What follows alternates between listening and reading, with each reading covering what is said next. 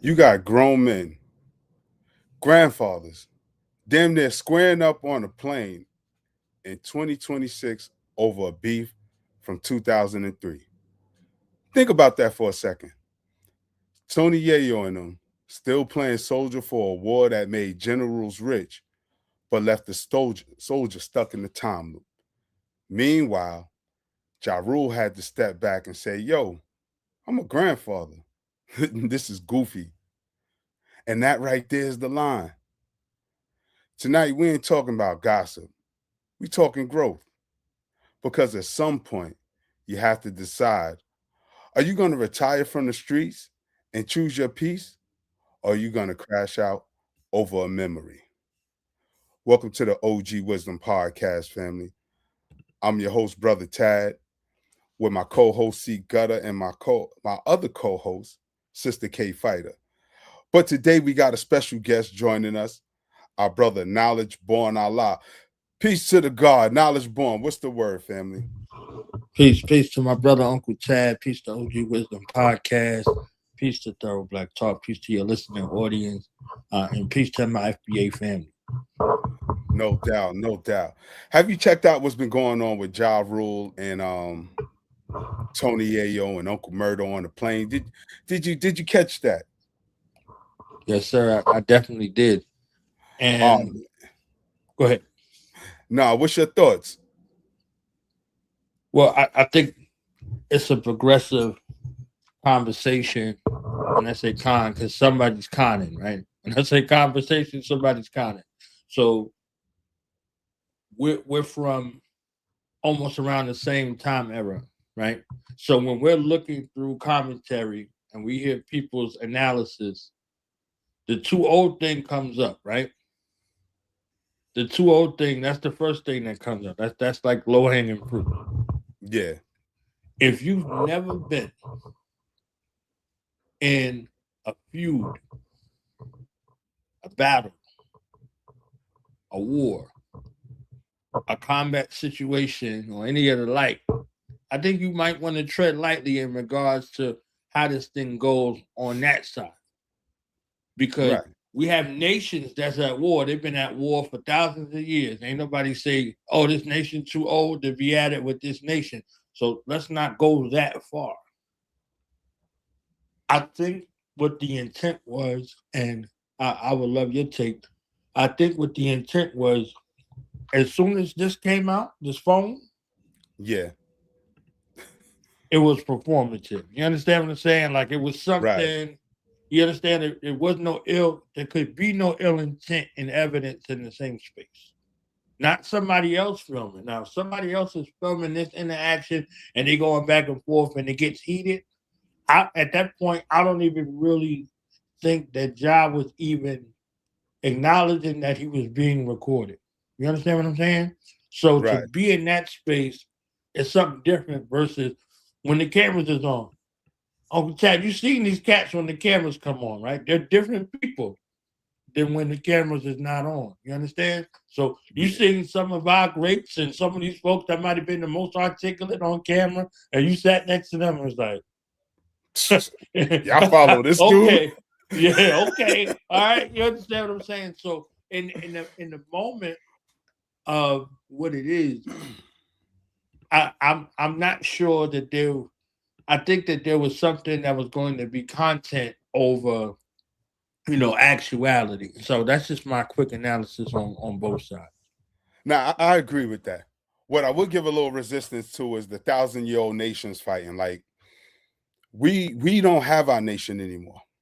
With nations, we're able to provide for our families and create borders and provide a sense of security, for lack of better words. When I talk about these dudes, like their age, like they're acting as henchmen, like me. There's like, I'm Brother Tad. I'm a cool, laid back dude. I'm not who I used to be in the streets because of my age, because of the people that do depend on me. As a person that's nation building in terms of being a father, creating my family, I can't get deleted nor incarcerated because people rely on me and my decisions. So when I talk about these guys, I'm like at a certain age, You shouldn't act as a quote unquote henchman. Like we going back to 2003. You want to say that's 23 years. That's some of these new people's lifetime. A person that's 20, 21, old enough to drink, old enough to vote, and this beef been going on for so long. But what do you win in the end? I mean, when you really put it on a scale, G Unit won musically. They won, hands down. Rest in peace, Irv Gotti. He's not here. Preem is locked up. They not like Murder Inc. is not even selling records anymore. They're not even doing music. Ja Rule has secured the bag to the point that he just want to raise his family. You know what I mean? Like any of us. Because I promise, and I said this on the show before, anybody come to me with anything in 1990, anything, I'm liable to take your head off. Because you trying to push me in that space, so you knock on the devil's door, somebody's going to answer. What does this have to do with Tony Yayo and Uncle Murder? Yayo has proved to be a loyal soldier. But at some point, your loyalty got to serve your best interest. Because I'm quite sure Tony Yayo got people that's banking on him. So the decisions that he make affects the people that he support. But he can't make decisions for 50, and 50's not even there. He can't crash out. And not saying Tony Yayo crashed out because he did it right. He fell back. You know what I mean? Uncle Murder turned up, and I get Uncle Murder's position because you're loyal to your new team. You're now Team G Unit. Even though this beef had nothing to do with you, it started before you came in. And as an OG, we got to give wisdom on how these stories play out because this is not the first nor the last. These dudes are crashing out, but what do you benefit from it? You know what I mean? And I'm going to get our brother C Gutter's take on it. C Gutter, where you at? You ready to give me the thumbs up? Yeah, pardon, bro. Had some technical difficulties right quick. Nah, I saw Gucci Me and Knowledge Born was holding it down. Yo, shout out to everybody in the chat, too. Shout out to Joe Wolf, our brother Seven Fitness. You know, hate. You know we got to know New York. Our sister Tish 76, our sister Brooke, our brother Ra 1998. And of course, I'd love for y'all to answer the question in the chat, you know, talking about loyalty and building the future. Like as adults, what does it mean for us? Gutter, did you see the video? Did you see? If not, when they were arguing on the plane, yeah, and the end result, yeah, I saw that. All right, but for those who didn't see it, I'm gonna pull it up real quick, and it gets kind of crazy. It's a short too. Hold on. Let's shake.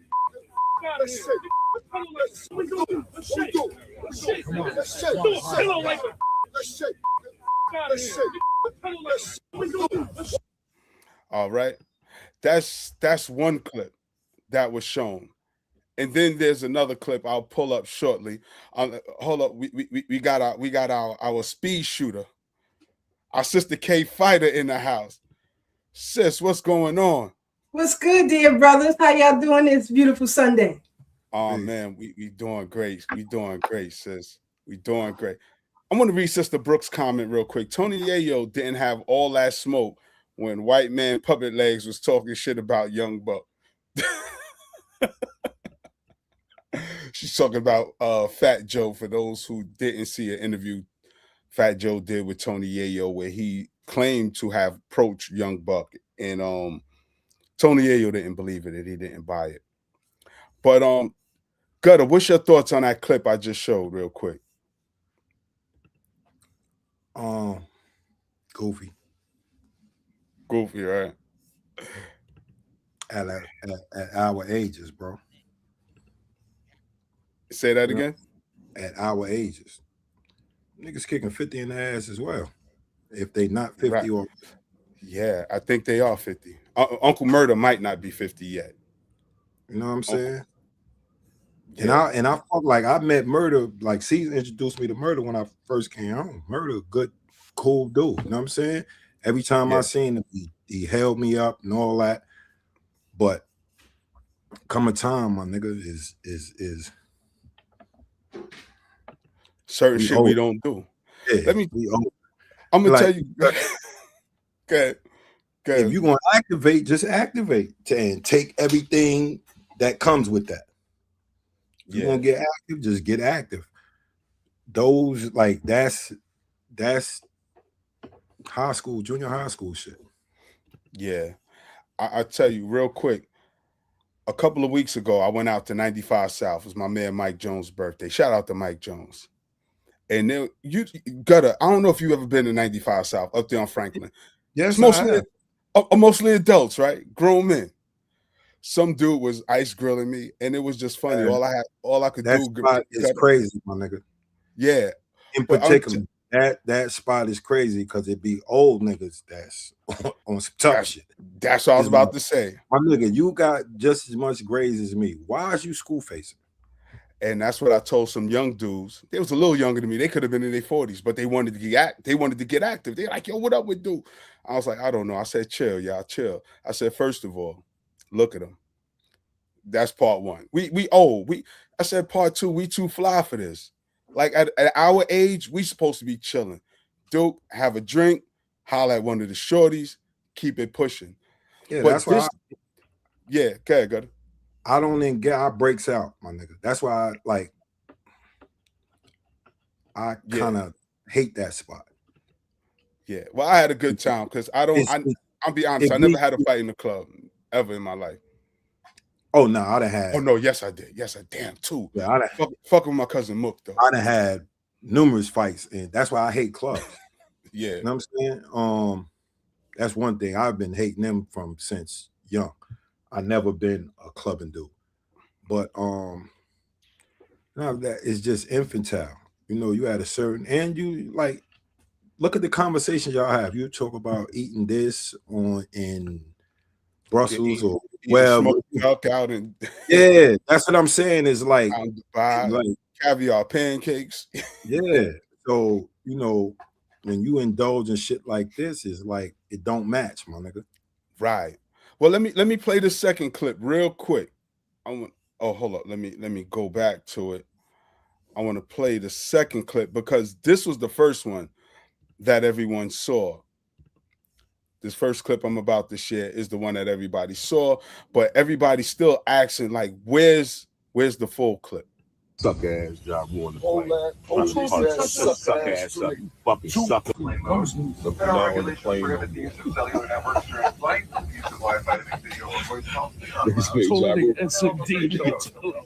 This big job.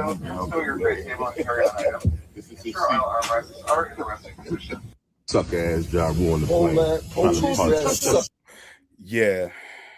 Yeah. I mean, I get it. They got beef. And not really Uncle Murder per se. I get it. UG unit. You riding with the team. But Tony Yayo and Sister Keisha, what's your thoughts? It's quite childish. And I think I said it on this platform before. You are of a particular age. Also, you guys are entertainers. Here you are sitting in first class, what it looks like first class. Could be a private plane. I don't know. However, you can't. That was Delta first class. Okay, first class. That's what I thought. They definitely not gonna be on a private plane together. Then it would have been some action then. I can guarantee that. It definitely would have been some action.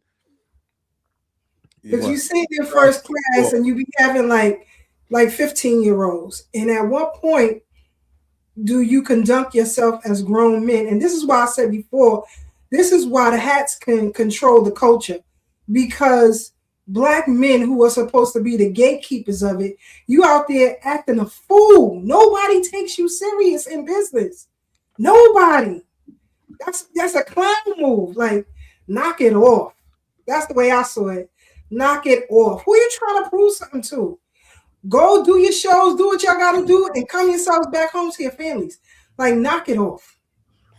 Now, I'm glad you brought that up, sis, right, in terms of the business, because it seems like they're trying to impress 50. I think they handled it pretty well, though, being that nobody, got physical with it all.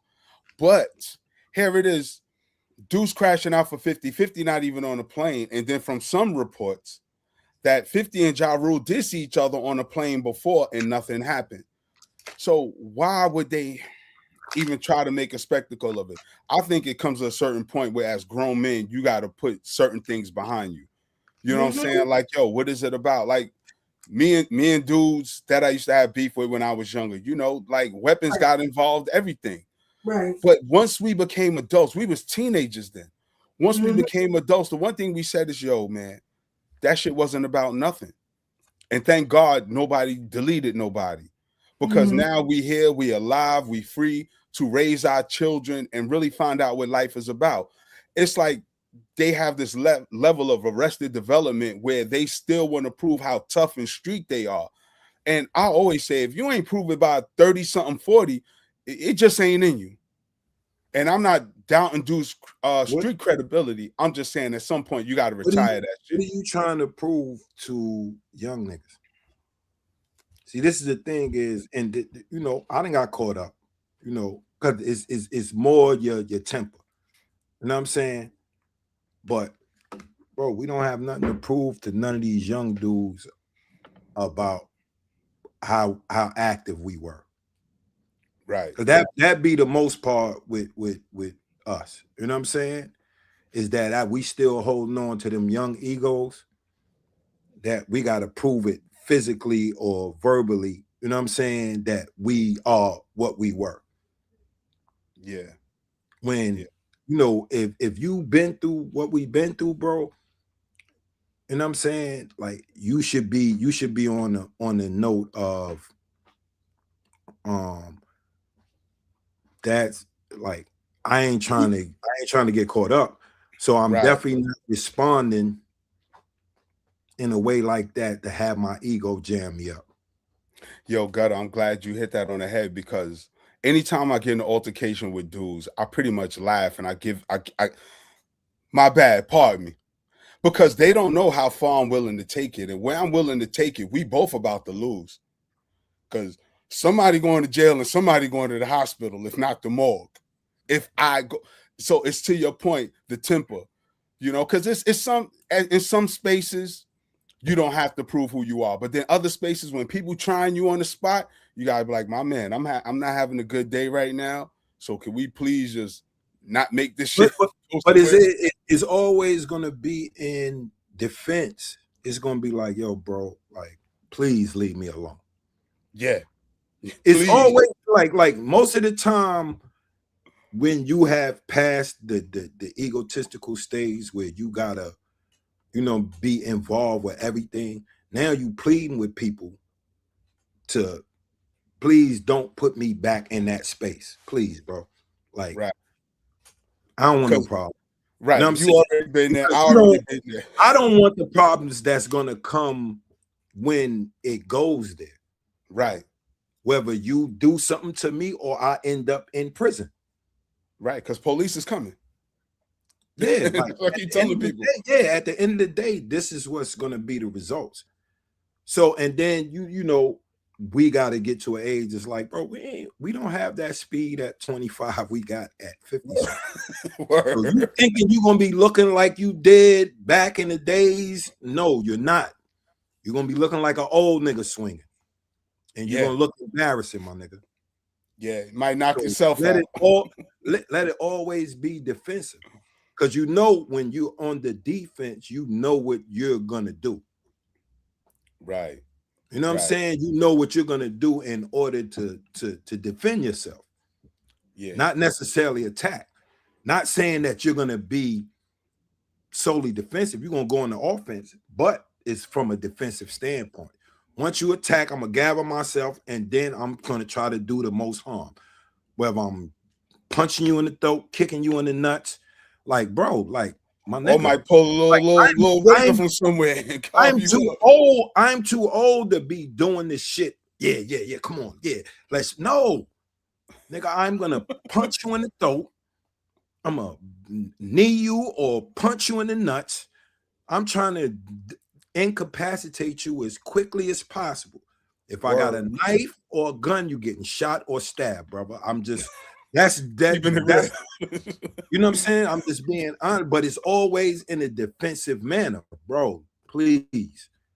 All right, Yeah. you got it, bro. But So once you that because Gutter, you put something down, and I want Knowledge Born to get in here too with this because I'm going to talk about the code. You know, because Ja Rule bit the bait. They fuck with him. He got antagonized. He threw the pillow. You know, his temper. You know, in that moment, he risked a lot. He risked his freedom. He could have got arrested. You know what I'm saying, and banned from flights. You know what I'm saying? yeah, At what that point? no-fly zone. You'd have got that no-fly zone, nigga. You wouldn't have been flying. You wouldn't have been Nowhere. flying nowhere unless Nowhere. private. Right. You've been getting on your ass on Amtrak or on the boat, nigga. Yeah, because one thing I've learned, right, in my hospital stays and my jail stays, because that's how shit end up. Sometimes I don't always win them. Sometimes I get my head bust. Dudes got weapons. They like, My I nigga, remember, I got Gutter, dude got pistol with me and was calling me stupid. two collapsed lungs. I got 2 collapsed lungs, bust over my head with a fucking, you know, the joint that hold the velvet rope in front of the club. Yeah. Bust over my head with that and stabbed 8 times, my nigga. Look, I always Went tell to the people, hospital, was in a coma for 3 days. So it's like, bro, like, don't get nothing twisted. It can happen to any and everybody. Gutter, I always tell people, right, you're not going to get in this game and not get touched. If you don't get touched, you wasn't playing hard enough. I don't care who it is. You're going to get popped, cut, jump if you really out here getting active. But my point is about the code in our temper. Ja Rule took the bait, right? And I want Knowledge Born to jump in here real quick, right? He risked a lot. At our age, right, Knowledge Born, what's really at stake when you respond to people's idle threats or bringing up old beef? What can you lose? Your man, New I York. want to say that the situation again, though, was contrived. It was very safe. It was very safe. It wasn't threatening. Okay. It wasn't threatening. Even though I think the initial, pardon me, the initial response from Ja Rule and all that was he was prepared for whatever it might be, but it wasn't nothing like that. You understand what I'm saying? Like it wasn't nothing like that. It was non-threatening. If anything, it was like some verbal. You know what I'm saying? Like somebody could take that little clip and he's like, let's shake it and turn that into a song or a long skit. You know what I'm saying? Like they could drag all that. You understand what I'm saying? Like more than anything. So it's not the same sort of posture as you are dealing with an aggressor or a threat. Because we all can say, all right, we too old for this. Now. We salivate at the moment. We're not looking for anything. But when that moment is there, we're like, oh, for real? Yeah. No, his reaction was that's how he was supposed to react. Yeah. His reaction was 100% correct. Yeah, I'm just striving to answer the question as it's presented. Like folks need to be able to differentiate something that's threatening versus non-threatening. Like it's a non-threatening situation versus a threatening situation. Because in the threatening situation, there is no talking. You understand what I'm saying? Like there's no talking, and ain't no let's shake or none of that. It's immediate elimination of the threat, like very, very immediate. You understand what I'm saying? So to look at it from that, it's like, oh, all right. So he got that fight or flight rev up type of situation, and which I was talking about, you know, with emotional control and all that. You understand what I'm saying? He's not in that space, but once he realizes, okay, it's not threatening, he done unpuffed his chest and all that. You understand what I'm saying? So instinctually, he going in that situation where he thinking he might have to do something, then he realizes it's not really anything. So that's short term. Long term implications in regards to what that moment is that everybody's speaking on that's very important is that if you operate in that moment, there are long-term implications. You know, you only got one life. You understand what I'm saying? You only got one life, and it don't stop with you. You see what I'm saying? Like we grew up in beef. Don't nobody care about your mother, your grandmother. Nobody care about your neighborhood. Like long-term beef is long-standing beef. Like they don't care nothing about none of that. You understand what I'm saying? And if you are identified in that in that realm, these are things that continually be introduced. You see what I'm saying? So your grandchildren might be in a beef with a family that was in the neighborhood, and they don't know nothing about them. They ain't never even met them. The You come Hatfield from this McCoys. house, that house. Like, you understand what I'm saying? So you came from that in those environments. So when in that little moment when you have a decision to do or not do, you got to remember them long-term ramifications in regards to what it is. It don't stop with you. You understand what I'm saying? It don't stop with you. And if you're in a position that somebody's grandmother, grandfather, you understand what I'm saying? You're putting your lineage at risk.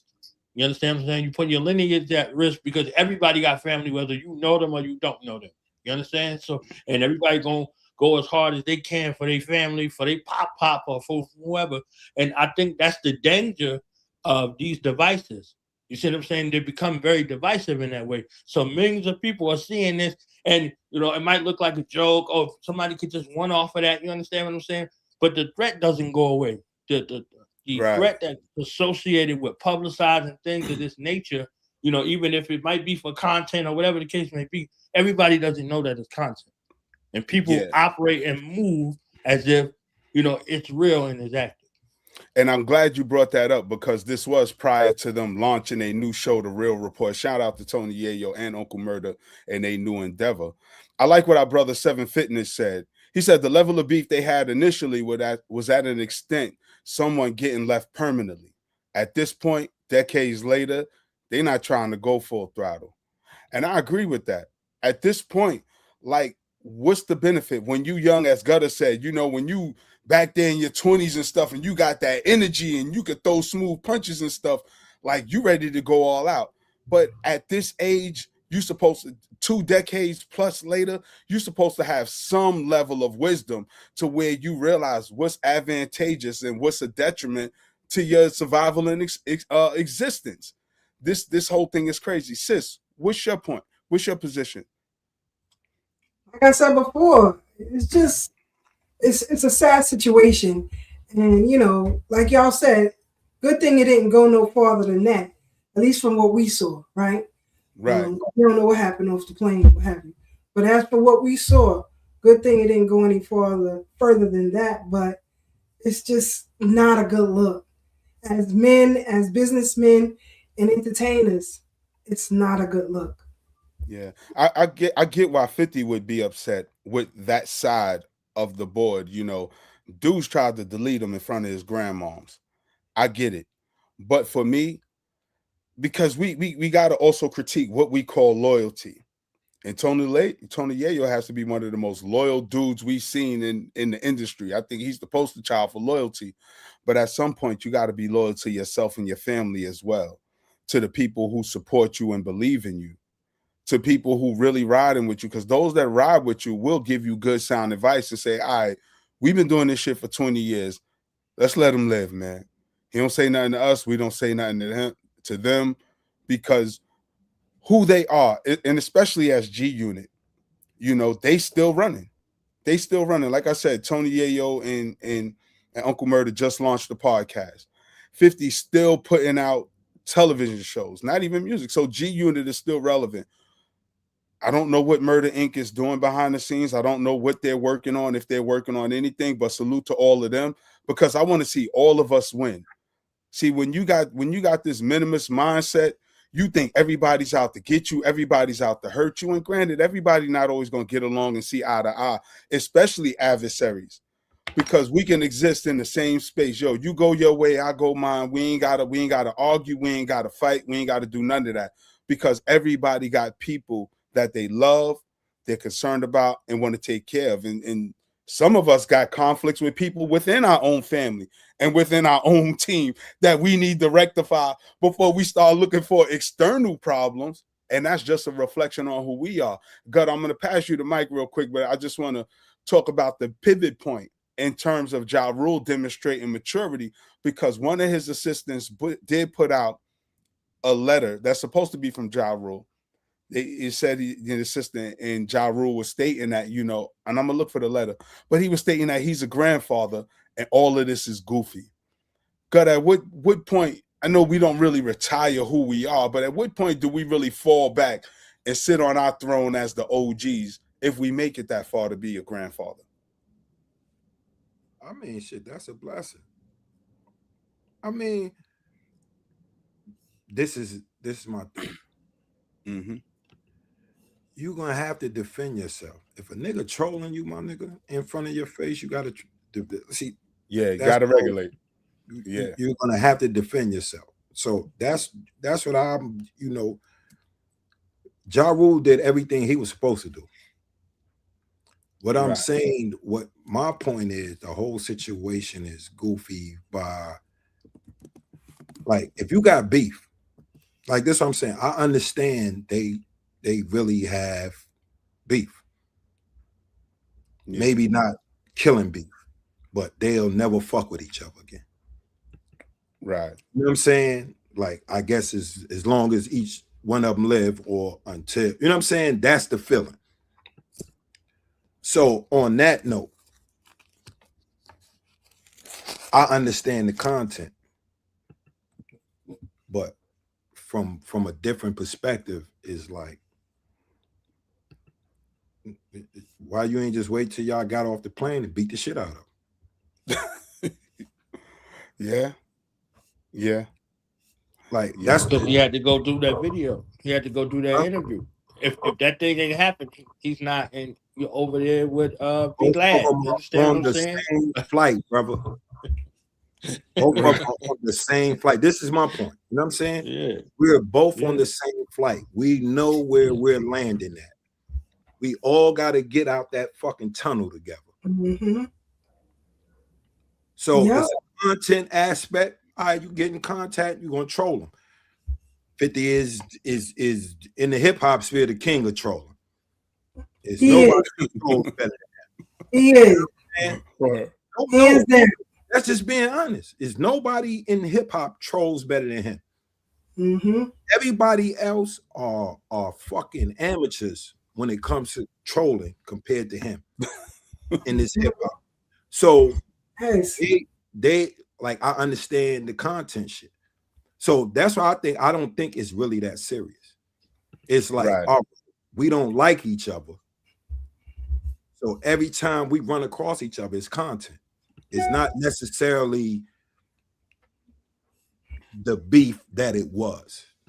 Mm-hmm. Like I said, they'll never fuck with each other, but I'm gonna always troll you because I hate you. Yeah. And I'm saying any chance I get, I'm gonna troll you. Yeah. I want to read Ja Rule's statement, a brief portion of the statement. Ja Rule says, "I'm not proud of my behavior. It's goofy to me. I'm a grown man about to be a proud grandfather, and I wish that video of me wasn't out there either. I don't like people taking me out of my character. So for that, I apologize to my wife, family, fans, business, and investment partners. I want people to know at the end of the day, I'm still a man and I'm going to stand my ground. I don't start trouble." Yeah, and I know he went further, but I definitely appreciate that because, again, his fans, his wife, his family, his business partners, there's people counting on him. And not just him, because even for the people in the audience, shout out to everybody in the chat. Don't forget to hit the like, subscribe, and share. But all of us in some capacity got somebody rooting for us. Somebody somewhere is cheering for each and every one of us. Even if a dude a crackhead or an alcoholic, somebody wants you to get your shit together. Somebody hoping that you'll kick the habit one day. We all got people cheering for us, and that should be enough motivation right there to do better and be better. You know what I'm saying? Yo, what you laughing at? Your man New York, right? He said got away from holding Max to holding kitty cats.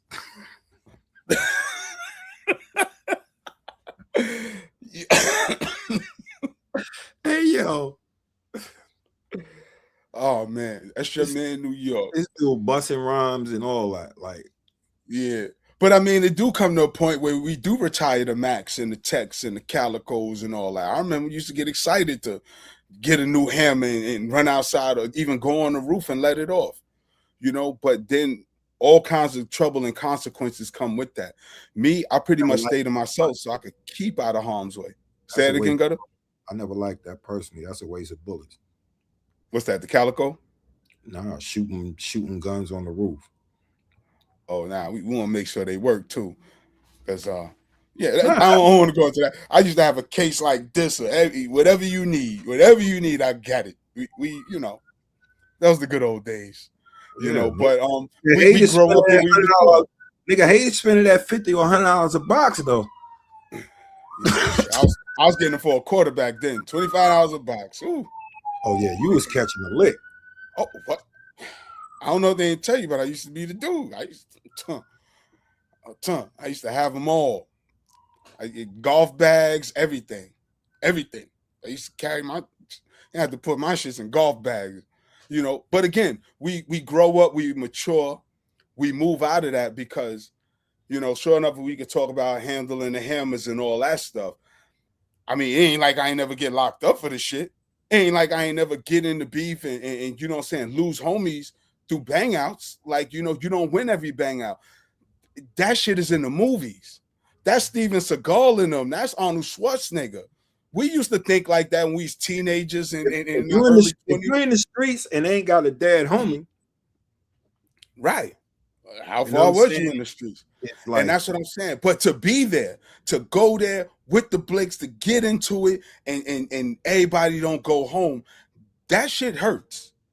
And even then, you still lose homies in other situations. Those just the ones you there for. What about the ones you not there for? You get that phone call.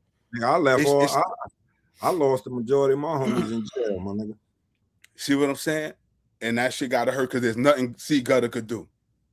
Can't roll, can't spin the block, can't run down on it's like your hands is tied. And then when you're fortunate enough to live a certain age where you see your children, your offspring grow up, be better than you, be productive.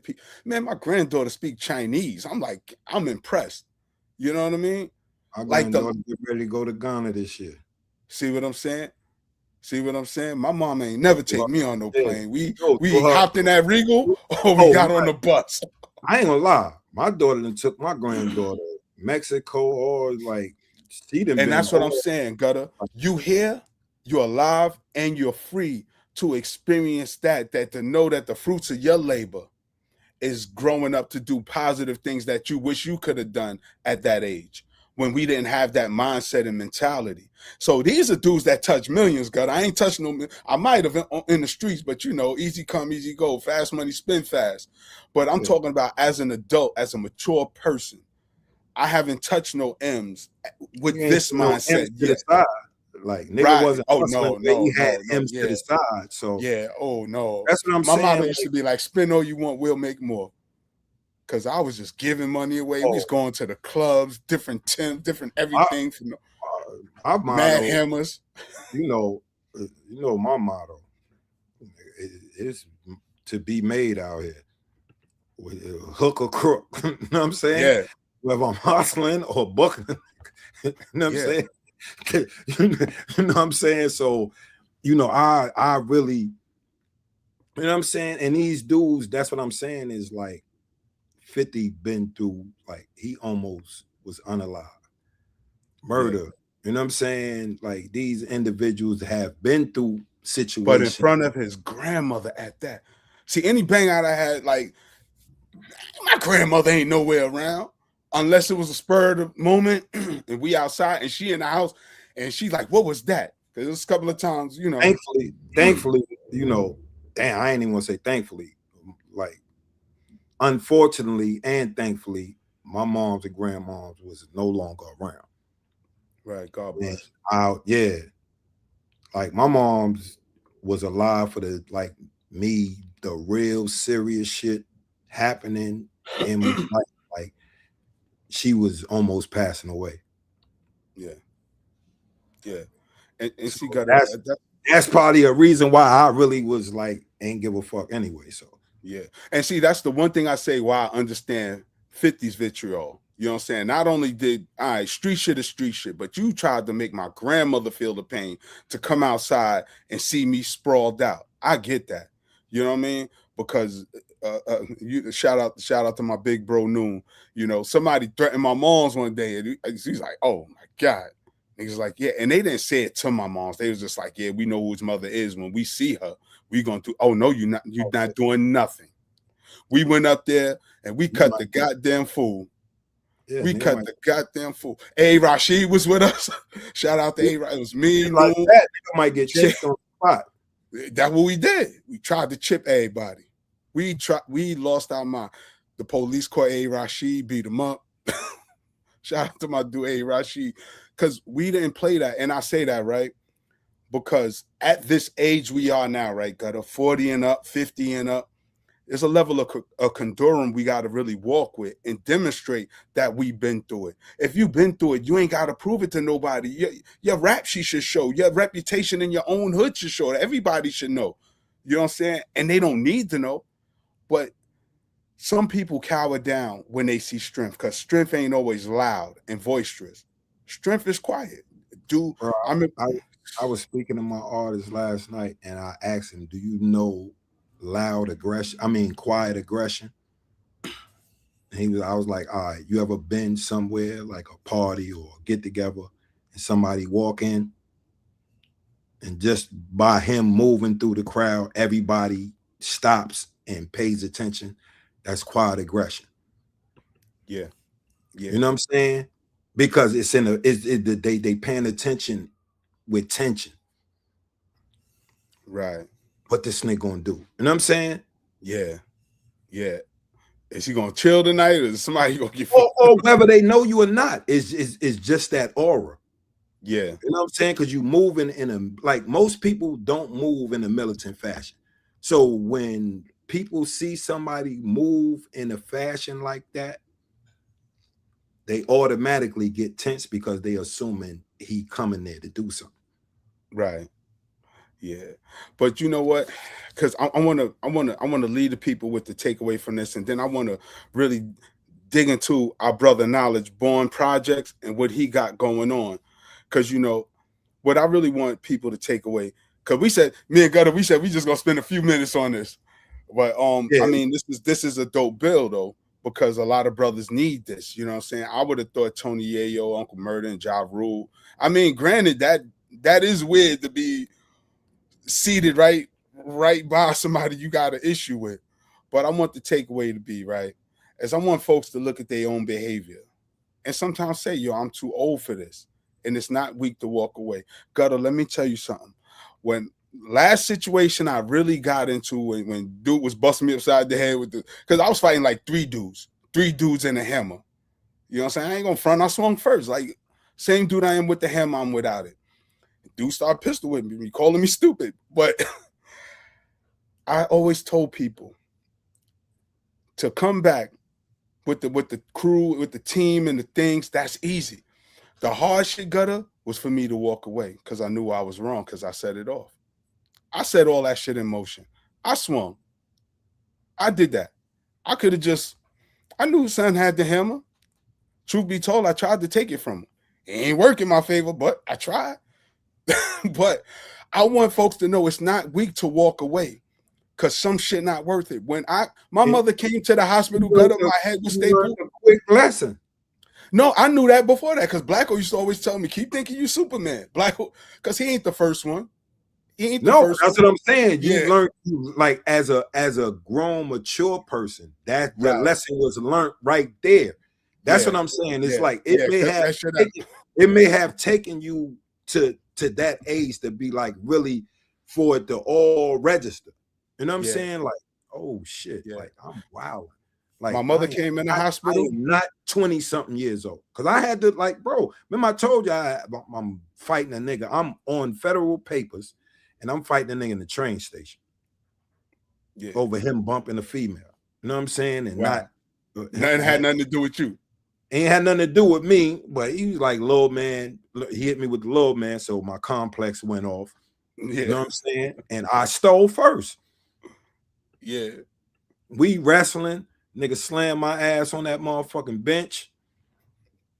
But, you know, we wrestling together, but he bigger than me. So he not really slammed me, but he fell on me. You know them wooden benches in the train? That shit hurt, my nigga. Oh, So after that, like, and then people like, yo, police coming. So I got up, got my ass up out of the train station. You know what I'm saying? I get upstairs, my back hurt. And I'm like, man, I don't even know this little girl, man. I don't even know this girl, man. My fucking back hurting. You know what I'm saying? What the fuck my dumb ass doing here fighting niggas in the train station at 48 years old? Right. You know what I'm saying? Because that's how old I was. I had just came home. Yeah. That's what I'm saying. Is like, yo, bro, you come to them realizations like, my nigga, you're not that age no more. You're not that young dude that, yeah. You know what I'm saying? Sometimes you gotta be able to take that little nigga or old nigga.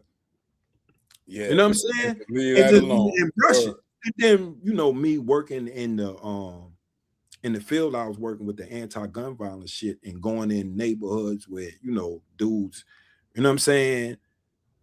I had to take nigga, man, you don't get your old ass out, nigga. Ain't trying to hear that shit. Fuck out of here, bitch ass nigga. I had to eat that, my nigga. Yeah. You know what I'm saying? So that helped me.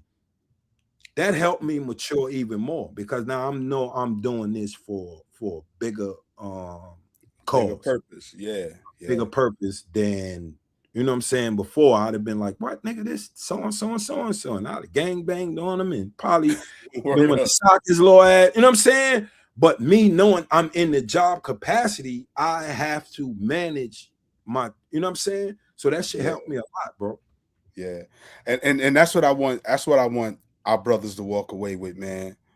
Every issue don't really need to be addressed, man. And it's not weak to walk away. Actually, it takes a great level of strength, self-awareness, and discipline to walk away from volatile situations, because it's always a lose-lose. You either gonna go to jail for hurting somebody, or you gonna mess around and get hurt because you don't really know who's who out in these streets. Like I said, my mother came to the hospital. She said, Tad, when you gonna stop this shit? And she was right. She's like, you can ready to start a new job. I had my hire date and everything, and I was still outside getting my head bust. Still outside getting my head bust. So brothers, please, please, please, you don't have to entertain every argument, and please be mindful of that alcohol, because it make you think you're stronger than you actually are. Make you think your coordination is what it used to be when you were 16 and you 56. So stop, please. But we got our brother Knowledge Born in the house. You know what I'm saying? I like what Roberto Benitez said, the Unk Podcast. The Unk Podcast. No doubt. That's a blessing. That's a blessing that's denied to many. Yeah, I tell my nieces and nephews, I'm definitely I'm definitely the bad uncle that give you good advice. I love it. I love it. I love it. I love it. I love it. Know that. If we could add the social media caveat in there, I think that's more of a caveat and a necessary caveat nowadays, because we didn't grow up with no phones, we didn't grow up with no cameras, we didn't grow up with any of that, and our children, and even in some instances our grandchildren, are being socialized in this social media space. So if it didn't happen on social media, it didn't happen. You understand what I'm saying? Right. So whether the phone was out with them directly, somebody's phone was out. You understand what I'm saying? Somebody's phone was out, and this was getting circulated and pushed. So the kind of ramifications that come along with the social media, like, you know, cats ready to bust. Knowledge Born. Understand what I'm saying? Or we lost you for a minute. Your mic went. Yeah, the camera's frozen. Yeah. Okay. I was just saying in regards to the social media caveat. So people are moving based off of that now. Like people are moving based off of likes, dislikes, all this other stuff. You understand? Like they're charged up. You got whole internet communities associated with certain things or whatever. So I think that has to be a place where we find some way to deal either in the force on force situation or the de-escalation situation. You understand what I'm saying? So either way is either way, but I think more of the skills to be able to de-escalate, you know, and self-regulate in situations become a critical task of importance, along with people having an understanding what media is. You see what I'm saying? Because media isn't what a lot of folks are purporting it to be. You see what I'm saying? So not people aren't astutely trained in regards to media and the implications of psychological warfare, what a psychological operation looks like. You understand what I'm saying? So I think as part of these things that we're building, we have to have young people as early as possible understanding the power of what these devices are, and if they're for your benefit or for your detriment, and how both can be used, and how to read something and see something. It's like, all right, make a determining factor in regards to that, because folks is pushing on either side in regards to what it is. And some folks just come to troll, right? You understand what I'm saying? They just come to troll. They come to push your buttons. And like, you might be tied to something. You might have been sharing something that's personal, something from your family. Don't nobody care on social media. You see what I'm saying? That becomes a learned behavior in regards to that. So I think that other aspect of walk away from that comment, you know what I'm saying? Like, just keep on scrolling. You understand what I'm saying? Whatever you got to do in that regard, because once that gets active, folks are activated. So I just wanted to add that quick caveat. No doubt. Yeah. Now I'm laughing at your man, New York, right, Gutter? Say, yeah, you're holding on to that beef like Gutter holding on to that bed. Yo, shout out to Baba TV every time. Been putting in work a long time. Some of y'all might know him from the Sarnetta era days. Definitely shout out to the bro Baba TV every time. Fire. You know what I'm saying? Your man, New York. So I just hope everybody learns from this, and as what you read, I hadn't read his statement, but I'm glad he did say that, because these are businessmen, and I wouldn't want their businesses hurt because of a quick reaction, because people will pull out of business deals if they see you behaving in a certain manner. And he got to feed his family, got grandchildren coming. So I'm just glad that it didn't go any further, at least from what we saw. But and even for those who are watching, who are in the street, there's a way to move, because cameras are everywhere. Y'all ain't got it the way we had it back in the days. Unfortunately, it's up for y'all. Rely on witness testimony. Everybody snitching, all kind of stuff now. Ain't even got snitch. You snuff somebody, yep, going to jail. Yeah, now you're getting that assault. You know what I'm saying? So that's what I'm saying. If you're gonna accept it, accept it. You know what I'm saying? If not, I get it. You trolling. Yeah, we already know. You know what I'm saying? It's a troll. They got a new joint coming out. This was just a chance opportunity that came across there. It's like something come across your desk and like, oh shit, yeah, I can work with this. Right. That's exactly what happened. Big up your dice.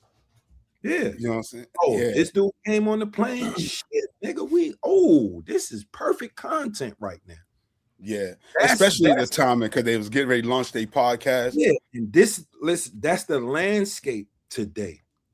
Is content, and people have to be aware of that on both sides. The people that's doing the content have to be aware that some people don't care about content. You understand what I'm saying? You put the wrong content out, it's gonna be life-threatening. Yeah. Then you gotta the other on the other spectrum, the dudes gotta understand it's content.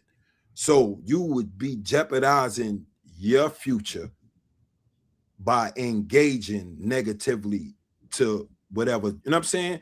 Of course, take up for yourself if somebody putting out something slanderous to you, but you got to be aware that dudes do shit for content.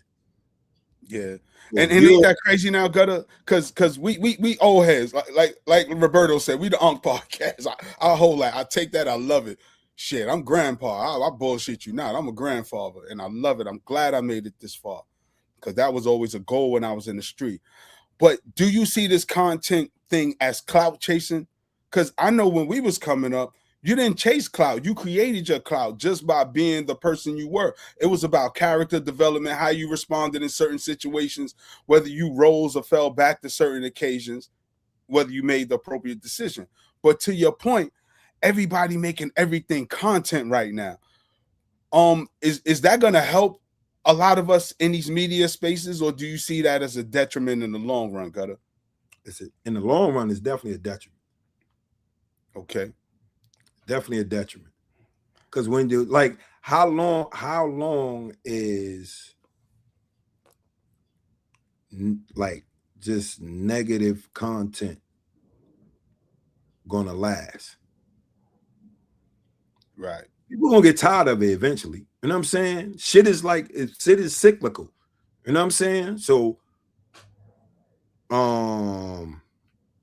certain things may not be like gossip is always gonna be around. You know what I'm saying?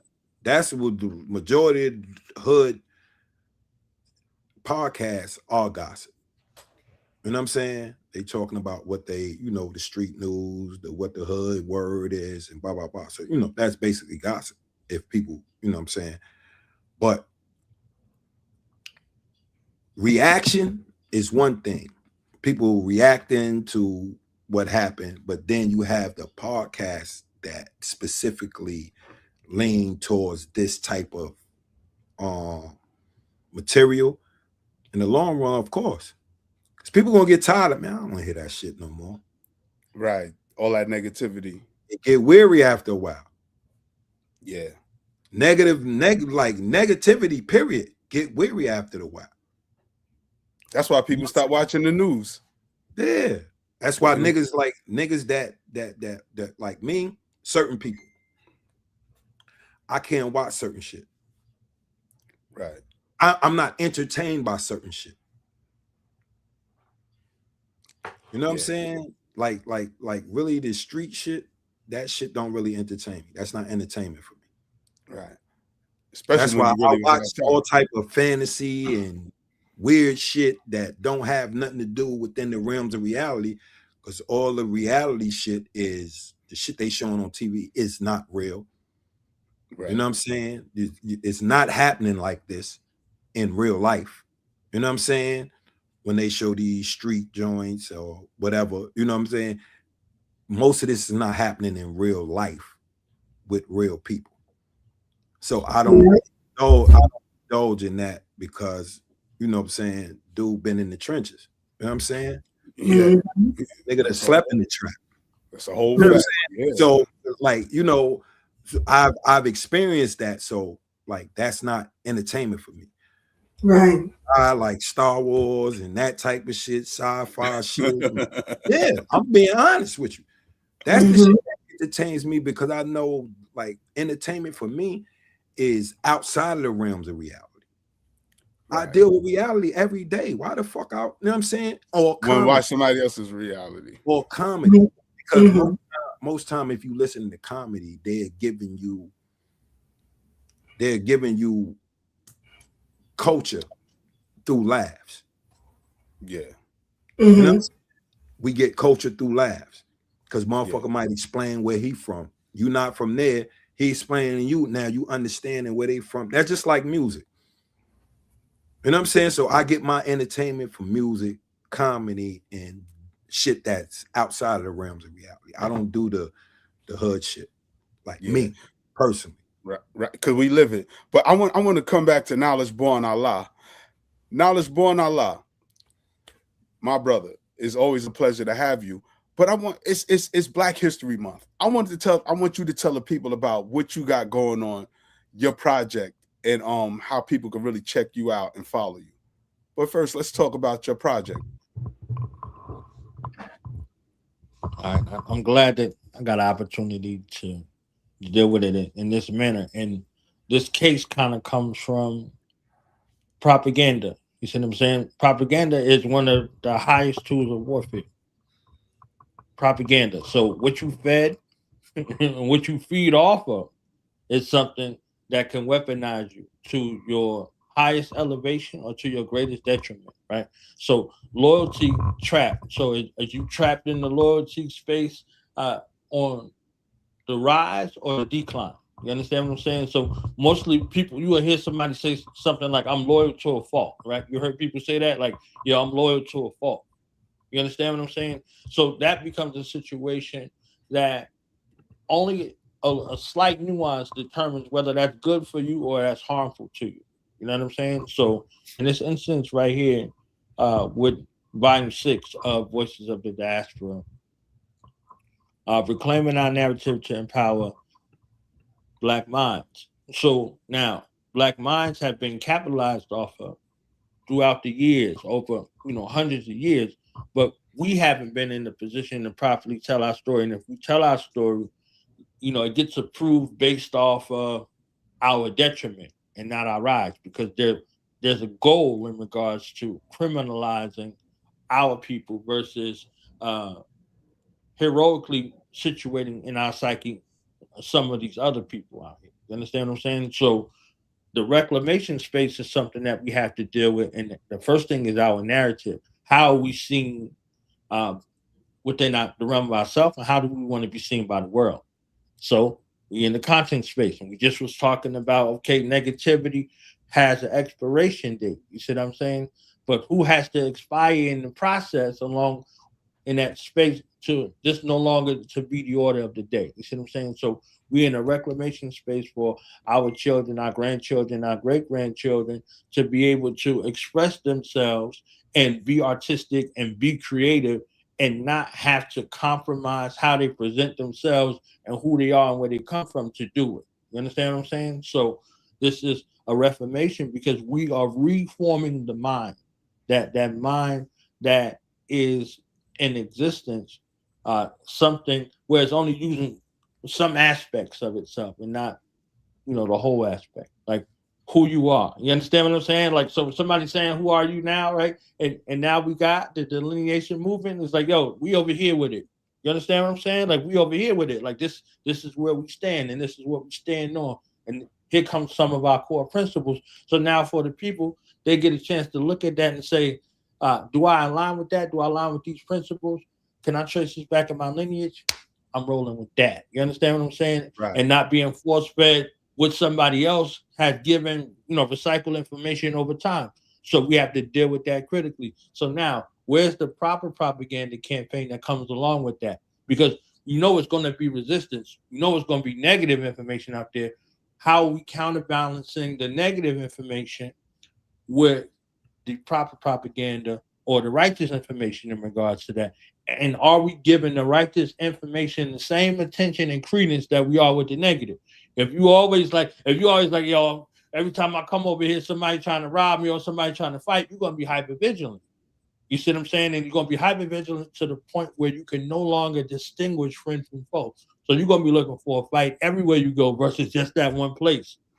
You see what I'm saying? So that prolonged exposure leads to those kinds of things. So if your movement is constantly on the attack, right? You prepared to go into any situation and do battle, and then after a while, you're gonna start looking for fights.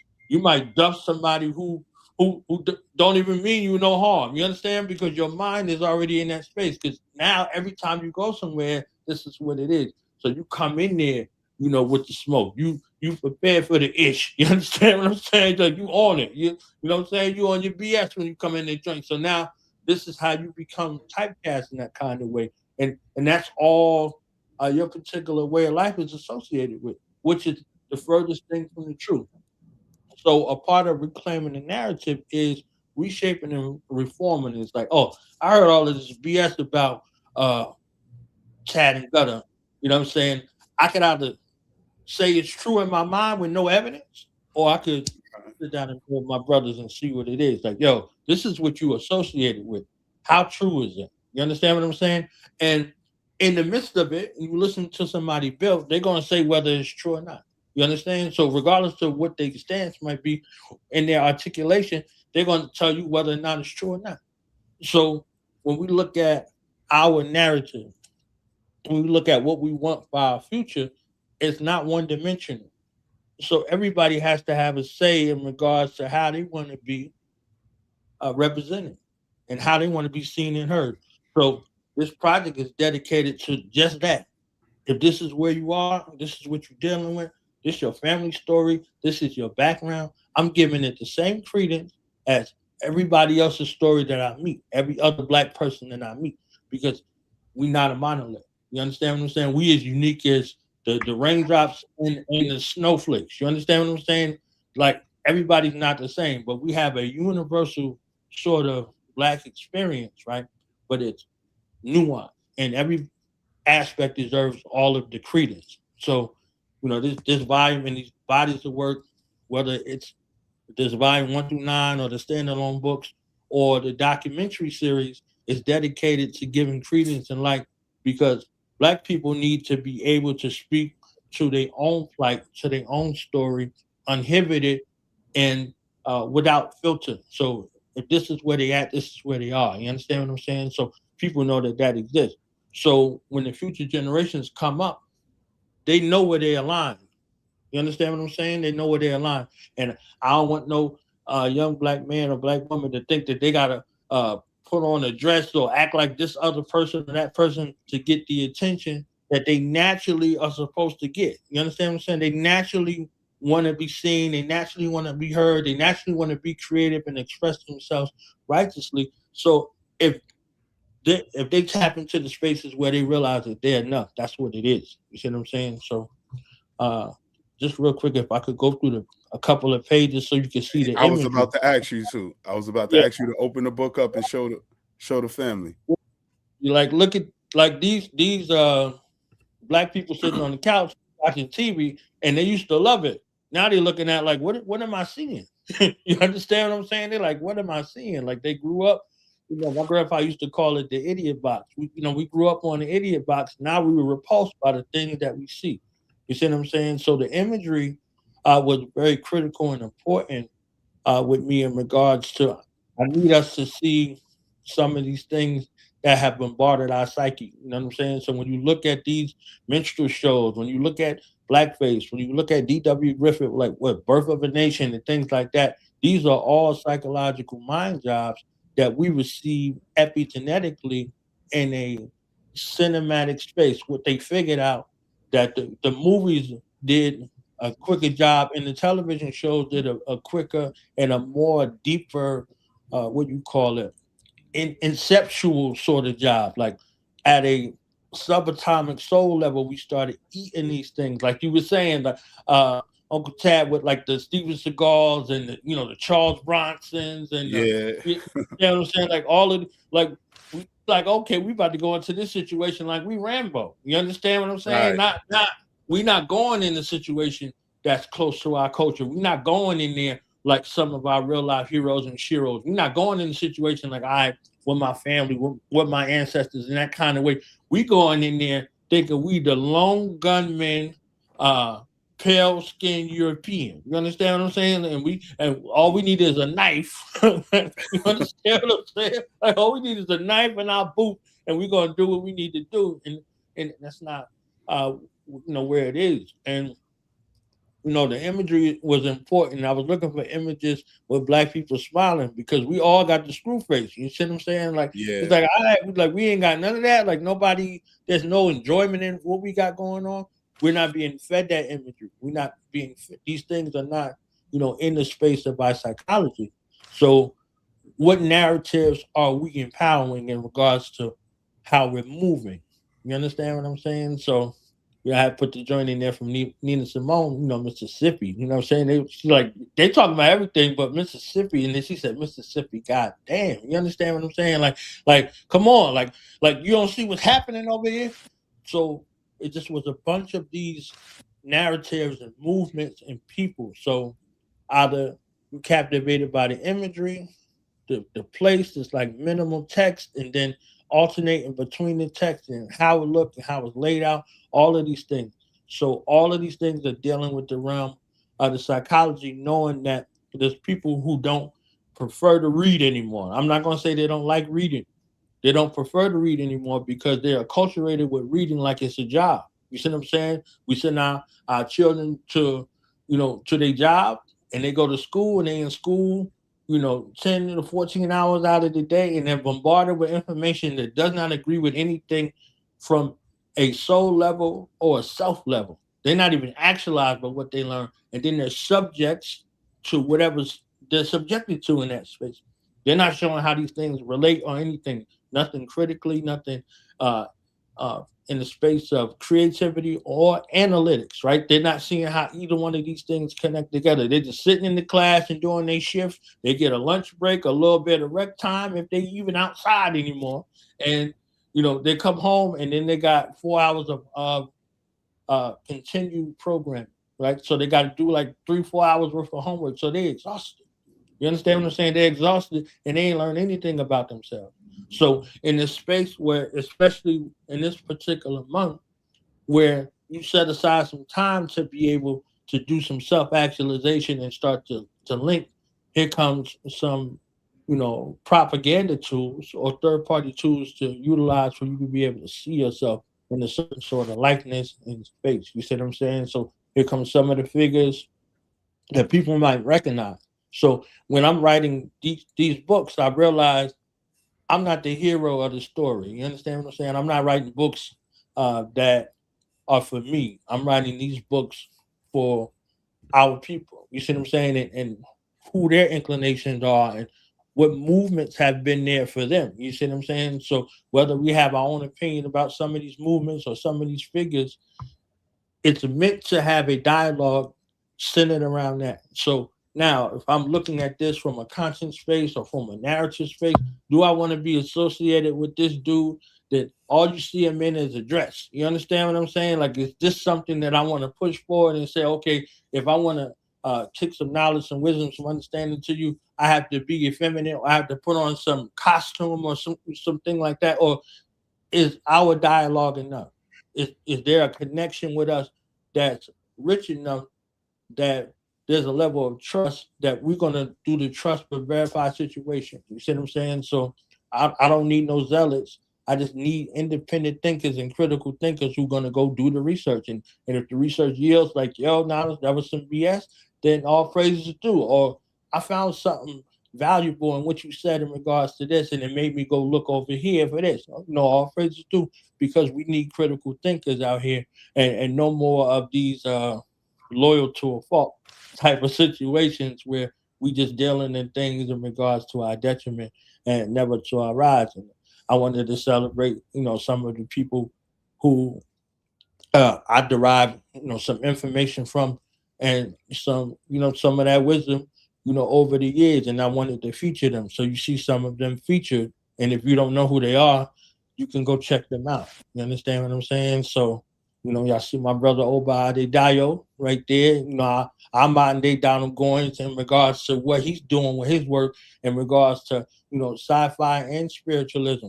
So, all of these other angles in regards to this, we have to begin to celebrate and champion our heroes. So we dealing with Black history, living Black history. There are people who are still alive that deserve and reserve some honor for themselves, but also to highlight their contributions, because you don't know who labors amongst you. You see what I'm saying? So, again, this book is just one of 13 that is dedicated to the psychological reformation of the pride that's supposed to be instilled, that we're born with, that light that's in our eyes that we're born with, that we're happy in, in the families that we come into, and no longer the detriment. You see what I'm saying? Like, as we get older, we start to devolve and pull away and pull away. And now we don't even look at our family as valuable.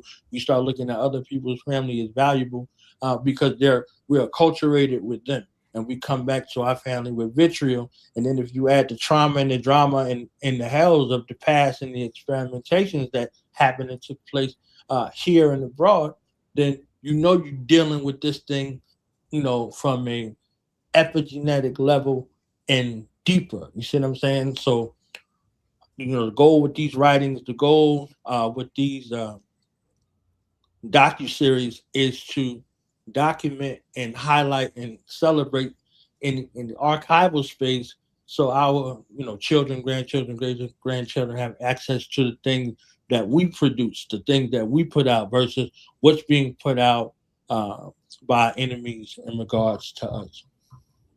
So I think that was kind of fitting for today. Cuddy, you got any questions?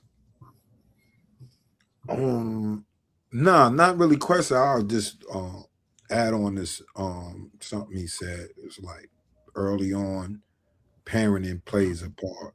because if you introduce your children to reading way before they even enter school, they going, because that's what my mother did. I was reading at 3 years old. Mm. You know what I'm saying?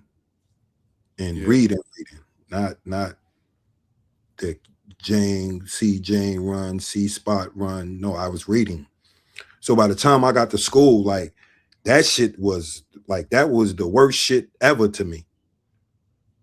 Cause I'm used to reading, and we in first grade, you talking about see Jane run, you seeing two little white kids, see Spot, you know what I'm saying? Jane has the ball, she kick, like I was reading. By the time I got to school, I had read the what's the fantasy joint? That's where I was in the fantasy too. The King, with Precious and all of them. Lord of the Rings. Oh wow. So you understand what I'm saying? By the time I was in the first and second grade, I had read Lord of the Rings. My mom's had that shit for years. You know what I'm saying? I was reading at 3. I was reading where the wild things are and stuff like that. You know what I'm saying? I had kid books because I enjoyed them because it was for shit for a kid. You know what I'm saying? But I read on a level as an adult though. And I was able to understand bigger words. So by the time that's why I was saying parenting plays a huge part. Because if you introduce these things into your children before they even enter into these institutions that we know are created to our detriment, you know what I'm saying? Their public school system. Because when we was teaching our own kids, we had those contexts of us and them. Right. You understand what I'm saying? So, now it's up to parents. Like, you have to introduce your children into reading before they enter into these institutions so they can enjoy it, and like they have a thirst for knowing things. Because they're gonna, like, bro, I'm gonna tell you, by the time I was in school, like, I would do all that shit, and that's why I was a fuck up in class. Because it wasn't challenging? No, I was doing everything and it's done. Right. That's what I mean. Yeah. Like the work wasn't challenging. Everything is done, my nigga. This is up to the, you know what I'm saying? So we in class 45 minutes an hour. You know what I'm saying? That's how usually a class, you know what I'm saying? 45 minutes an hour. 10 minutes after she done spoke and gave that bye-bye, she gave us our lesson plan or whatever, I done did that. You want us to read one chapter, I done read 5 chapters. You understand what I'm saying? So that's why I was, fidgety, fucking with people, teasing people, you know what I'm saying?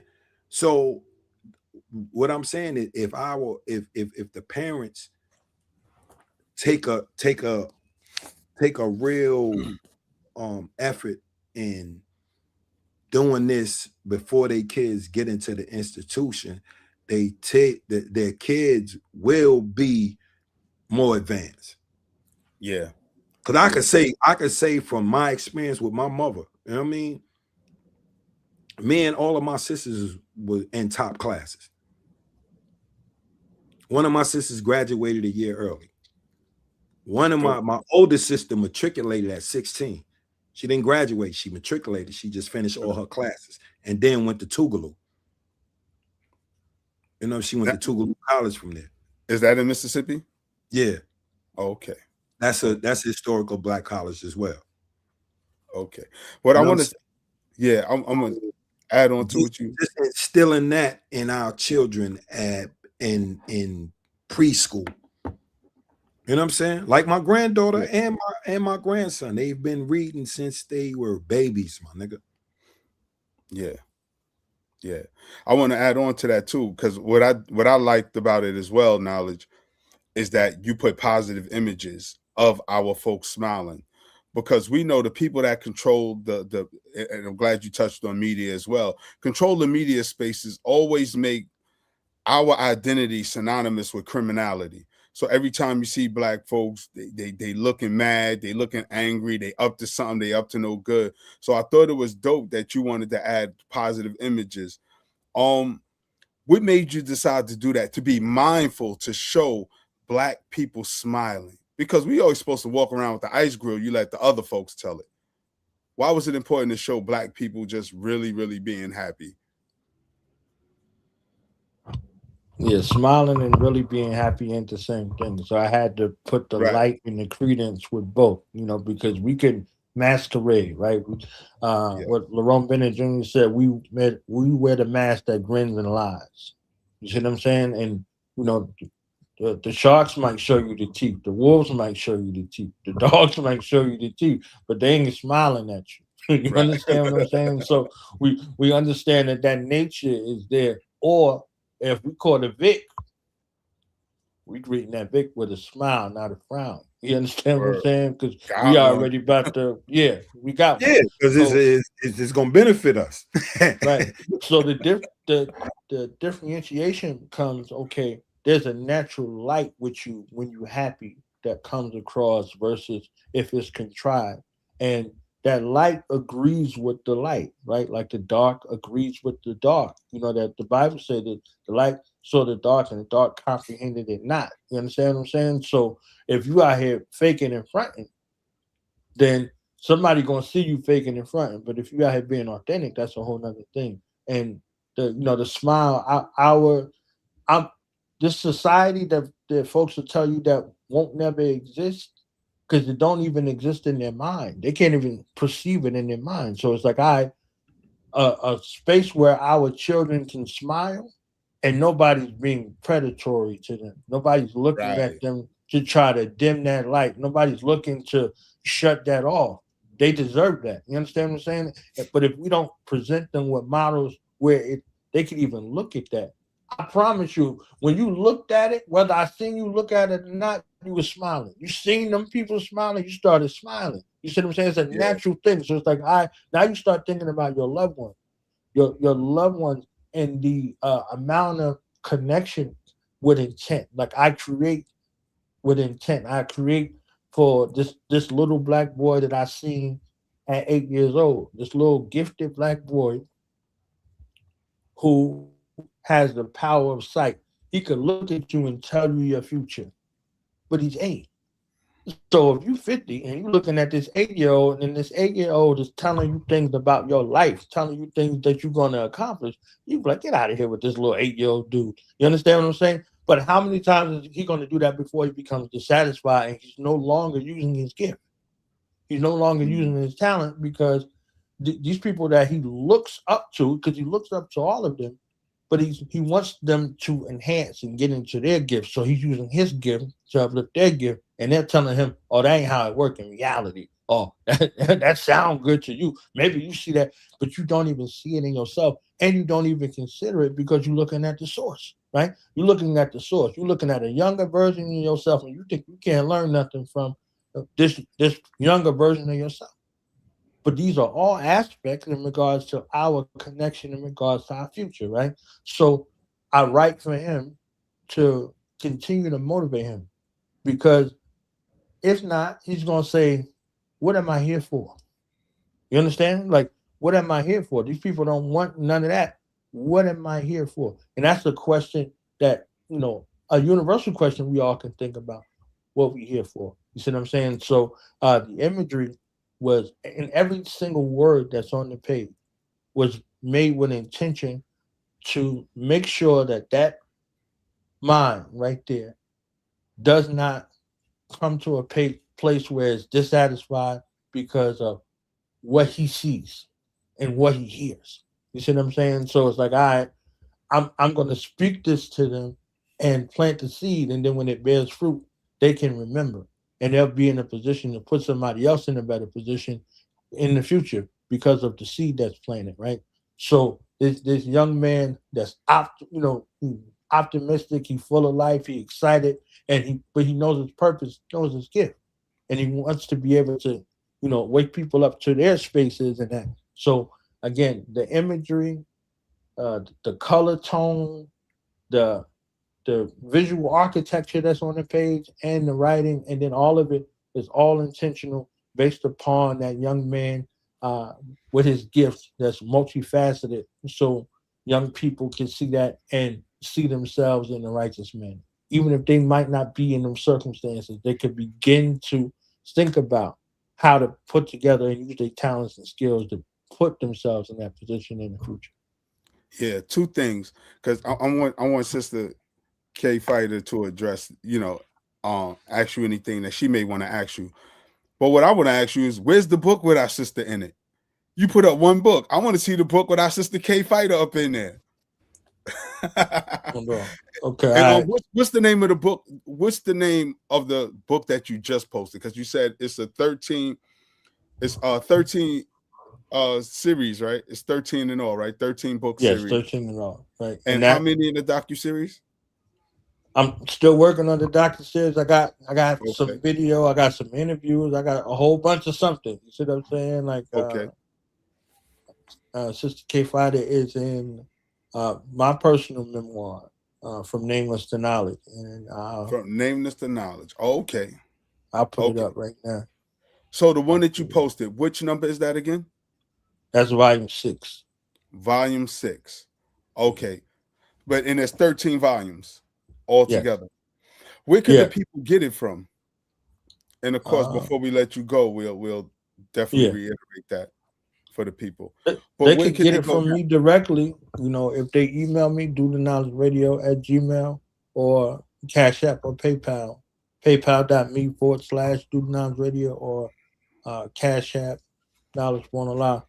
And I have it like that, in a space of exclusivity, because they're available on my websites, but they're not available in the bundle form that I'm currently selling them now. So if they get them from me directly, they can get all the volumes, in their email. And like I said on Thorough Black Talk, I ain't no scammer. You see what I'm saying? Right. Like y'all got them in the email. You see what I'm saying? That's right. And it's a shame that we got to put it out there like that, but we being for real in regards to, what it is, because folks is out here conning. They ain't hustling, they conning, right? Yeah. So I don't know if you put it up yet. Yeah, I'm about to. We got tons of scammers in the community, so it's important. It's important that and I'm glad you said that, because it's very important that we vet people who are selling products to our community in the name of our community, because too many times we've been burnt, and not enough times have these scammers been G-checked and approached. So they free to run willy-nilly within the community, and people who are claiming to be warriors don't address it. So here you say you love Black people, but you'll let somebody stand as a quote-unquote leader or whatever they call themselves and run amok in our community and rob the people. Right. And that can't stand on our watch. And be degenerate and be definitely degenerate. And all the rest of these other things. Shout out to Sucker Polite. Talking to degenerate. Shout out to Sucker Polite. Yeah, they run them up and they run rampant. So, being captivating and mesmerizing ain't enough no more. You understand what I'm saying? Like, you come with the sweet words and all of the BS. You see what I'm saying? You're gonna have to stand on something. Somebody has to know where you're from, right? So this volume in particular, and I'm glad that you asked, Uncle Tab, because that way I could put it up, and Sister K Fighter, like yourself, you see what I'm saying? Y'all family to me. So honoring my family in regards to my family, like, this is me speaking about my family in a way that I've never spoken publicly, or maybe once or twice. Well, almost never, in regards to that. But these are my reflections, right? On my physical degree day, I dropped 2 books. This book and The Power of the Black Family. So that was my, gift. You on your physical, you on your born day, you want people to pour into you. So I said, I'm going to create 2 volumes of work to be able to say, look, this is it. This is who I am, and this is my way of life. Because people is like, I don't know most of these people. I can tell. I don't know where they come from. They pop up on the internet in 2 seconds. The next thing you know, there's 4 million people following them, and they got the cure to retardness. You understand what I'm saying? Like all you gotta do is eat these vegetables. I was like, all right. So where's the one where we stop acting a fool to one another? What's the water that I drink, or what's the kind of diet or living I got to have where I see my brother, I don't want to punch him in the face. You understand what I'm saying? Or I like where are those pills at? You understand all of these things that's out here? Like, what's the cure for those maladies that confront us on a transgenerational level? You know what I mean? So they like, you eating chicken? I'm like, yeah, I'm cool when I eat chicken. When I don't eat chicken, I ain't cool. You understand what I'm saying? So you like, but that was it. So this is dedicated to my family. This is dedicated to my mother, my grandmother, my family, my ancestors, my children. You see what I'm saying? Like the greatest motivations in life. And I made this volume to encourage us to share our stories, our gifts, our talents in the greatest way they know how. And if it's documented, it exists. Like like I said earlier, if anything happened on social media, it didn't happen, right? But if look at your great grandchildren picking up a book or looking at a book of this type where they can learn about you. One of the things I learned from Muhammad Ali, peace and blessings be upon him, was he recorded thousands and thousands of hours of tape of him speaking. Wow. Whatever God put on his heart and his head prepared him for the future. So his great grandchildren can listen to these tapes and hear their great grandfather. You understand what I'm saying? In his own words, not how the public portray him, not how they hit him with the joint and he was walking around with the Parkinson's type of situation. They got to see him and feel him in his time, in the moment, whether it was right, wrong, or indifferent. They got an authentic look at him. So if you write your memoirs, or you tell your story visually, virtually, however you tell your story, you have that archive. So your future generations can know exactly who you are because you're telling it. You understand what I'm saying? Right. And that space of reconnecting a space of a spiritual link to those who came before us, we walk on, so we're not out here seeking false validation from somebody who could care less about us, regardless of what hue or skin they might come in. So, this dedicated to my mother, dedicated to my father, and to my children. I named them. And I never named them publicly because I already know how people do. You understand what I'm saying? So from nameless to knowledge, it was a time where it was a 7-year period where I didn't want to be called anything.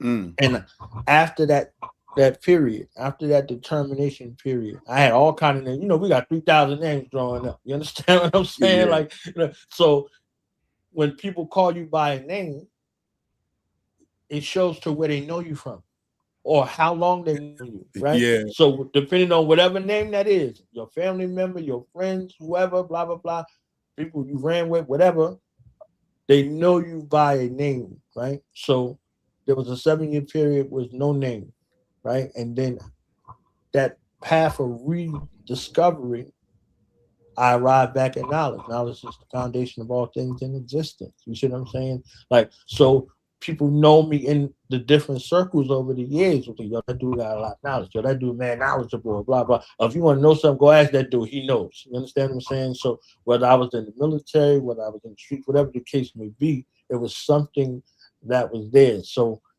I had the name. Then I forsake the name. And then I came back to the name after 7 years later. It's like, all right. Then it was like, all right, if you know, you know. Then I was like, all right, nah, the world needs to know in that kind of way because it's a part of my story. So for everybody who thinks that their story might be insignificant, you might be on the path of nameless. You might be going through some internal type of situation. I don't know these great people y'all talking about. I don't know this greatness that you see in me, blah, blah, blah. You see what I'm saying? And you are on this path of self-discovery, you come back to yourself. That's a story within itself. So 100 of these reflections are based off of lived experiences. You see what I'm saying? Different periods and times in my life with the motivation that people would do more of these, that people would share their stories in this kind of way. You see what I'm saying? Like you, Uncle Tab, you got better days ahead. You're dealing with people who don't have a concept of what that is, but through movement, you can begin to get them excited about longevity, excited about living, excited about their lifestyle choices and all of these things. But you already have the vision. You have to equip them with the sight, and the sight has to go in the vision. You see what I'm saying? So now it's not just a moniker for them, it becomes a lifestyle. They know that better days ahead because they're going past the level of simply belief alone. You see what I'm saying? They're actively participating and ensuring that they have better days ahead. You understand what I'm saying? So this volume becomes something valuable in that regard, double and triple fold, because I want the people to be able to see themselves in these righteous light, traversing these paths. You see them getting back in tune with themselves from a spiritual level, from a soul level, from however you agree in that regard. You see what I'm saying? But you're thinking, but you're considering yourself. And, I highlighted some of the people along the way in regards to people that I worked with over the years. So there wasn't no way in the world that I didn't. You see what I'm saying? You see this young man right here. Look, you see this young man. This is the mind that C. Gutter was talking about. We were all prepped in some kind of way for life in that regard.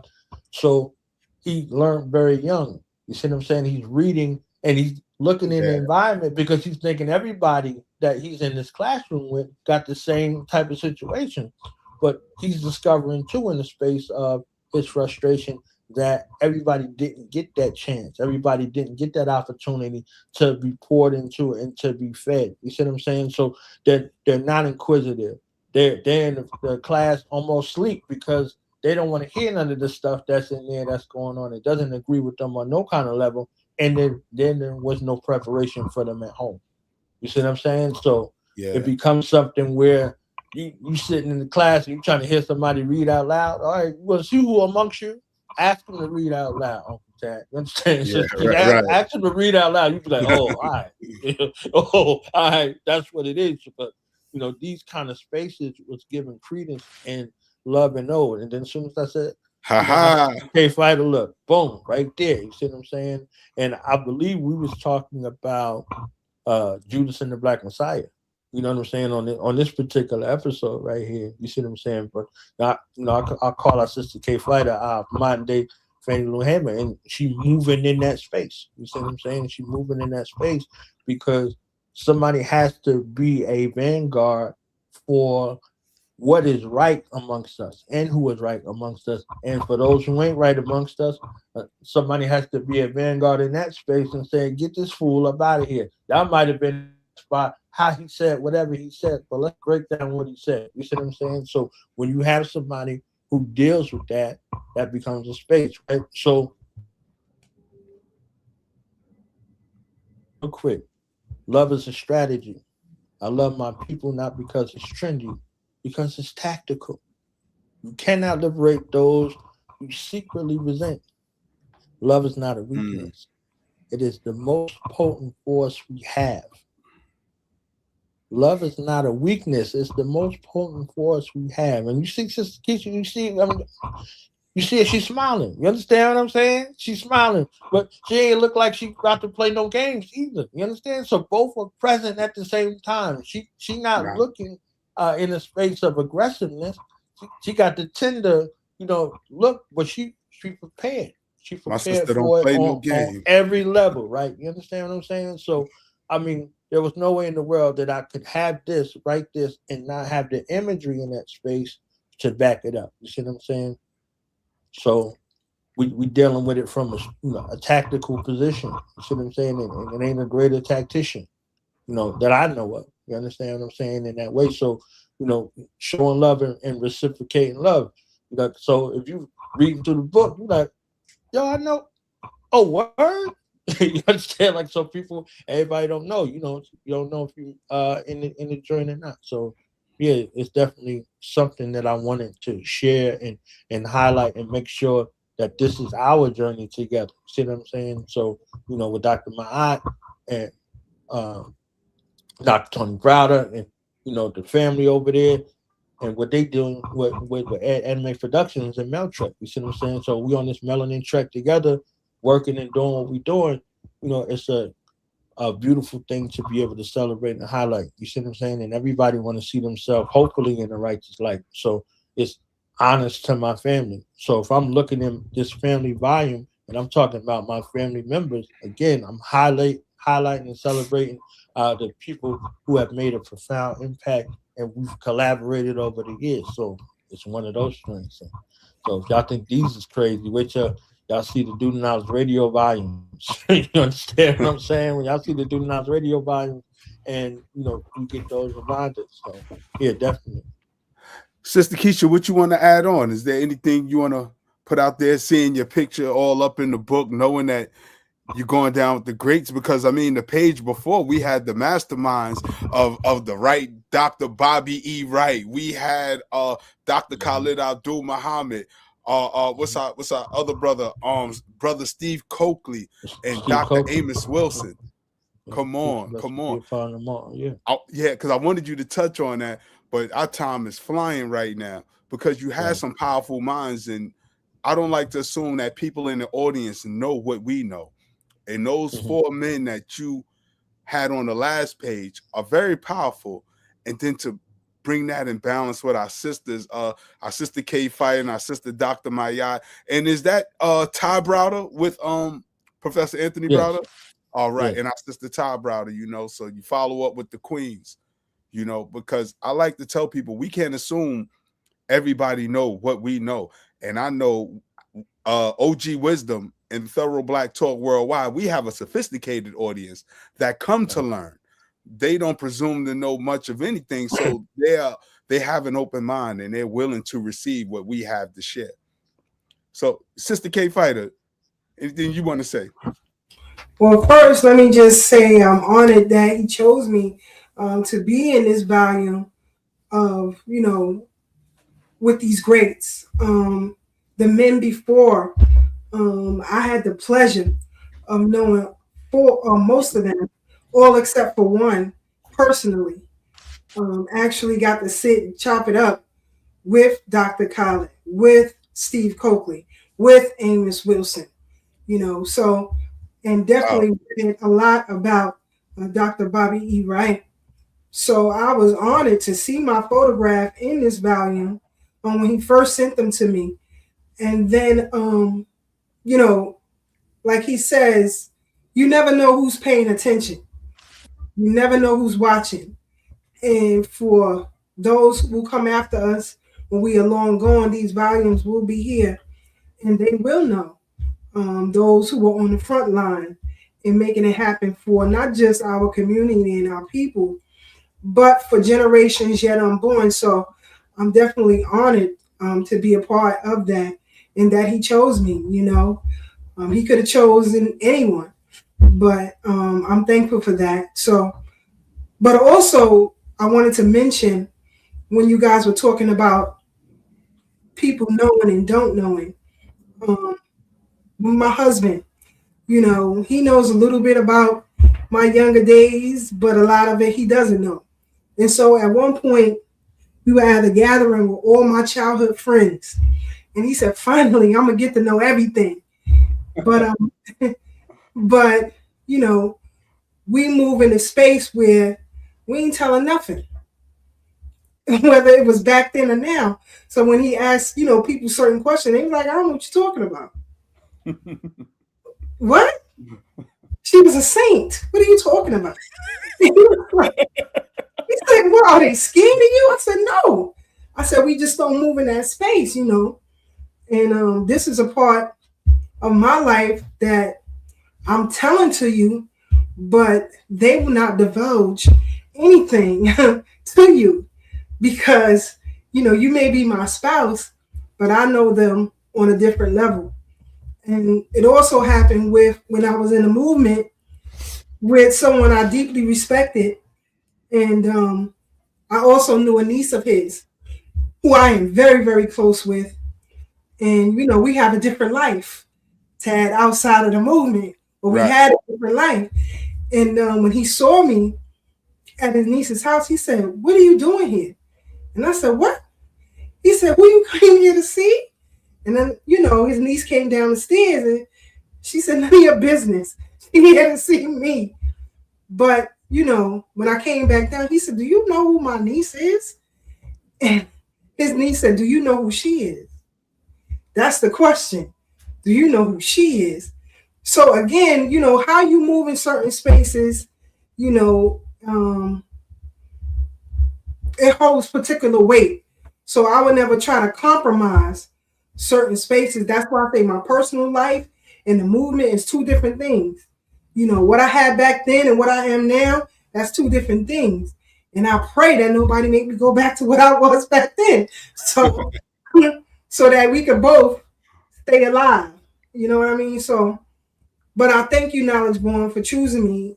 And also, if you can't expound to the people the great volumes of music that go along with these ebooks, because I didn't hear you speak about that. Oh, definitely. I took it off so people can, see what was going on.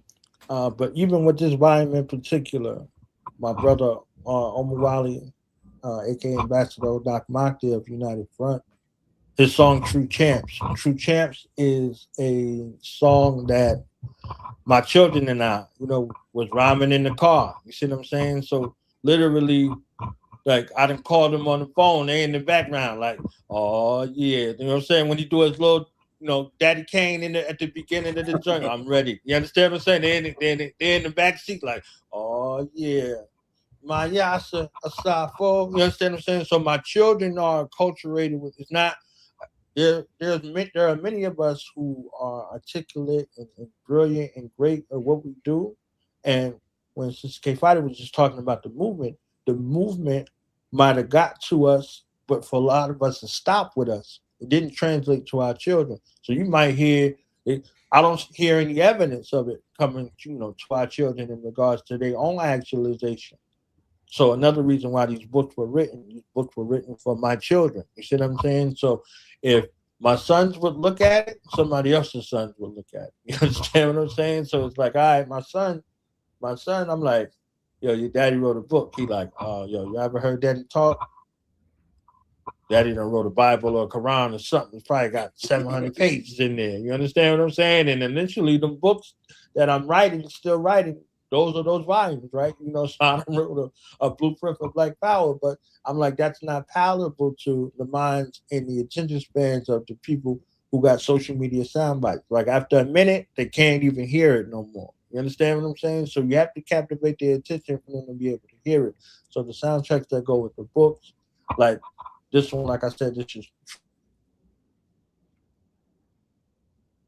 the mind state of a champion. You have to provide them with champion evidence, right? They have to see it before they could be it in that kind of way. You see what I'm saying? So this volume, True Champs, this is my children and I song. You see what I'm saying? It's almost like a theme song. It come on, it doesn't matter how many times they heard it, they like, oh yeah, you understand what I'm saying? So they're doing it. So the acculturation in regards to our culture became something, and you need a soundtrack, right? You need a soundtrack that's uplifting. You need a soundtrack that's informative, insightful, and after a while, it goes from a favorite song to, oh, Daddy, when he was talking about this, what does that mean? Or what's that mean? Or Daddy, I was looking up this, blah blah blah. Automatically, it comes like that. You see what I'm saying? So the music that goes along with it, all of it was pre-screened and checked and had to fit the volume. So every uh, volume has a audio track, a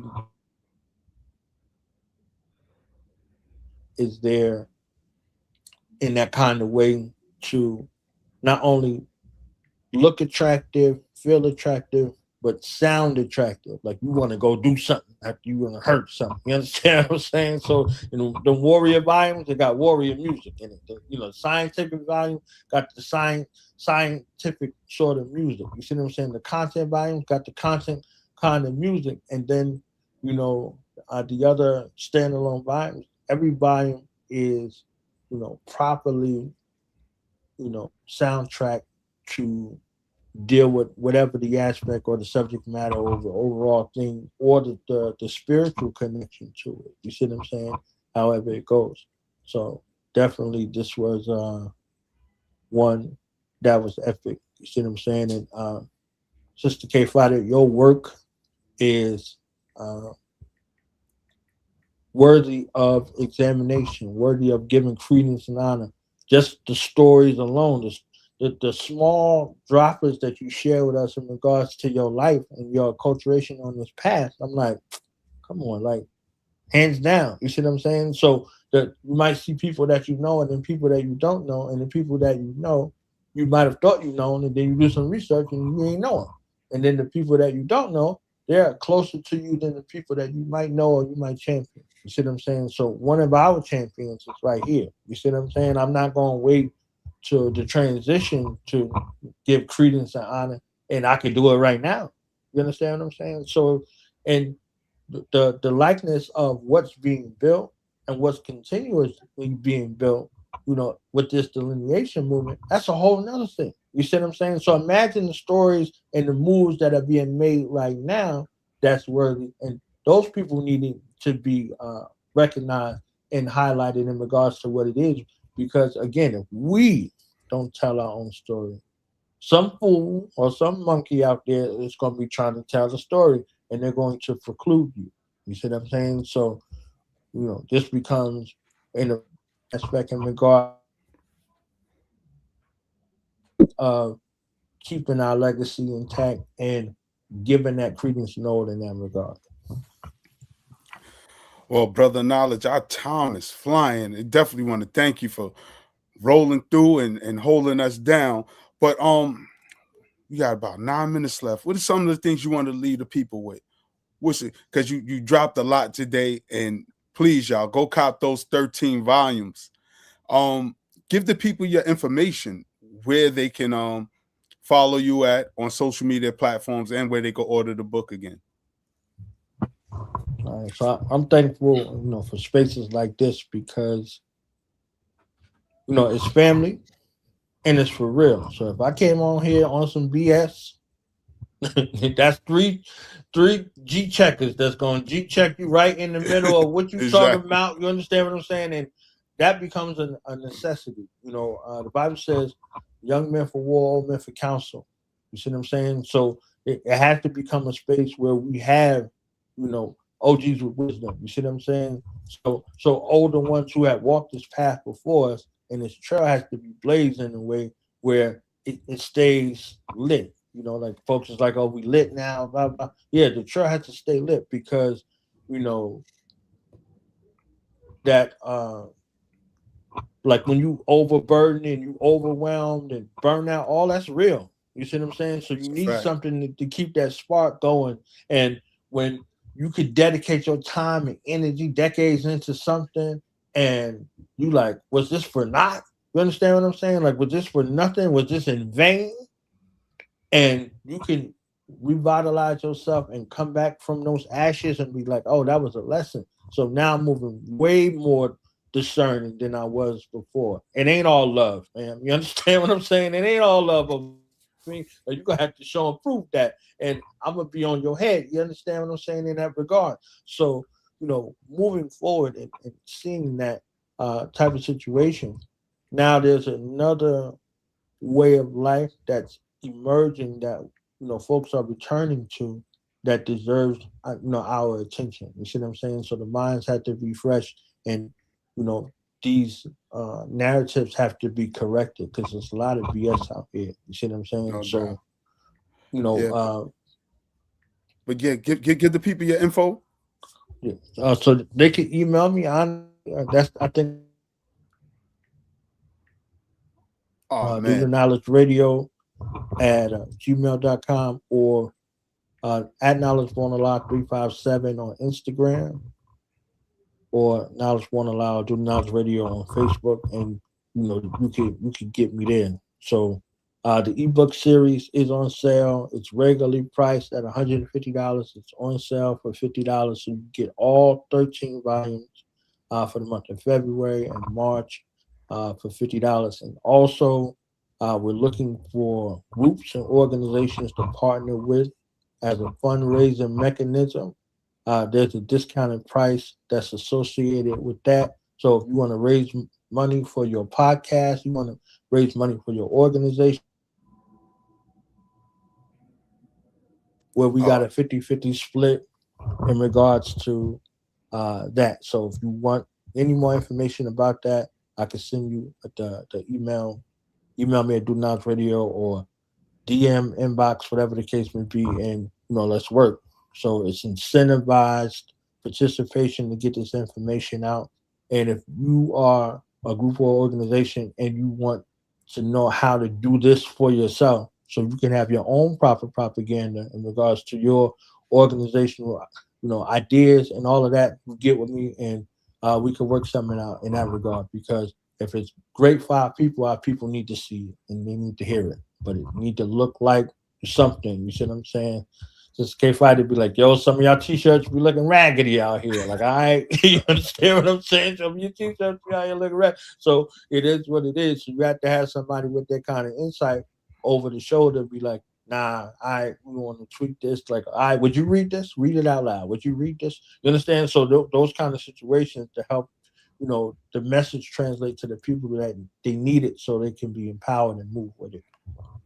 We thank you, bro. Sister K Fighter, what you want to leave the people with before we get up out of here? Every Sunday, the OG Wisdom Podcast, and on a daily basis. Like, share, and subscribe. We greatly, greatly appreciate it. And you can catch us every Thursday on Thorough Black Talk World View live right here, 8 to 10 p.m. on Thursdays. Y'all enjoy the rest of your Sunday. Appreciate you, sis. Brother Gutter, what you want to leave the people with as we bounce up out of here?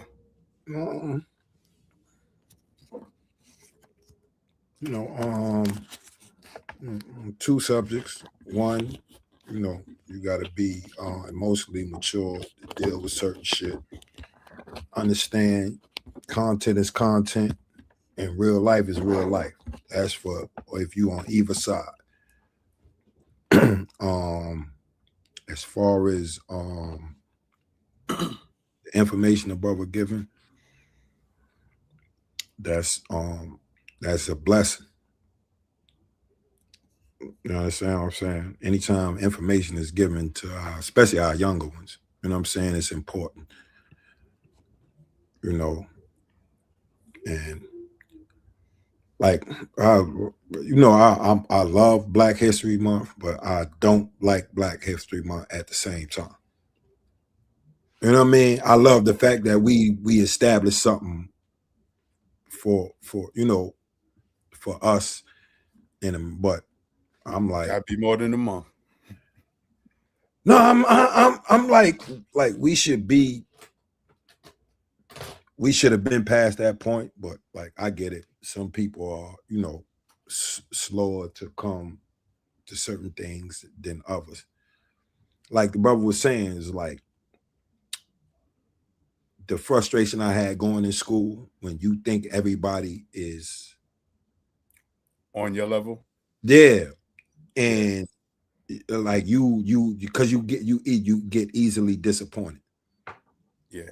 Because you assume you under the assumption that this is just normal, and then you find out that damn, what I am is not normal. It's supposed to be normal, but it's not.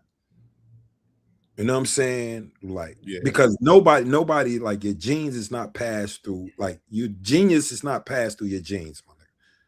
Right. You know what I'm saying?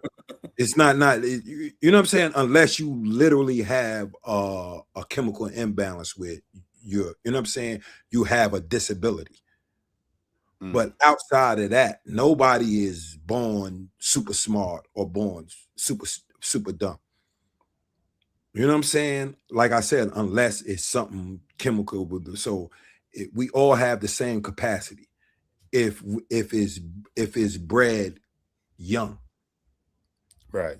You know what I'm saying? If it's instilled in you at a very young age, you will see that's what it is. It's just like kids that play basketball from the age they 5, and then a dude that start playing in the age that he's 13, and then you measure them up and they the same size, the same thing, but who's going to be more advanced? It'll be the kid that started when he was 5. Yeah. You know what I'm saying? Because now he know all aspects of the game, where this kid only knows what he's seen. You know what I'm saying? He's still learning the fundamentals. So that's what I'm saying. Like, we can easily give our kids a leg up, you know what I'm saying, in that manner. You know what I'm saying? That's why I was saying I think that we should have been past that. Right. You know what I'm saying? Like, celebrate the month, but it doesn't have to be where people are just learning stuff. Where grown people are just learning stuff. You know what I'm saying? In our community. So that's why I was saying is like, I love the month that we have this for us. Because that's what it really was. It was just, this is for a month for us where we can indulge in ourselves. Yeah. You know what I'm saying? Without the outside pressures of, you know what I'm saying, the majority power structure. You know what I'm saying? Yeah. But what I did dislike is like, we should have been above, we should have been past Americans in America that, you know, been here centuries, us learning our history. Nah, that's a fact. You know what I'm saying? Now, if you coming from somewhere else and you coming in and you should learn but what I was talking about for us. You know what I'm saying? That's where it's not, I'm mad because it's saddening. You know what I'm saying? Right. Like a lot of shit that that's what we here for. But you know, it's still beautiful though. So, you know, that's all I was saying. You know what I mean? No doubt. So, let me close us out. Family, we want to thank everybody for rocking out. All of our usual suspects, Sister Brooke, Brother New York, 7 Fitness, our brother Rich Nice, I saw him up in here. So many people. James Dog, I believe I saw up in here. Of course, our sister Aruba 927. Everybody's too many names, two names. Bro. We had a lot of new people that tuned in. No doubt. And we definitely appreciate you all. Appreciate that, man. Y'all tell more people and come in. We'll have these discussions more, man. You know what I'm saying? Because our whole thing is pushing culture forward in a positive way. That's you know what I'm saying? It's like it's always like you can't have one without the other. Let's not get anything twisted. You know what I'm saying? But it has to be a balance. Yeah. So family, with that, we're gonna thank y'all for tuning in. Just keep a lookout for our next. We may go live again tomorrow night, but hopefully you're inspired by something you heard here tonight. It's your turn to go out and inspire others. So y'all stay blessed. Y'all stay up, stay blessed, stay true. And remember, no matter how hard things seem right now, there's always better days ahead. Peace, family. Peace.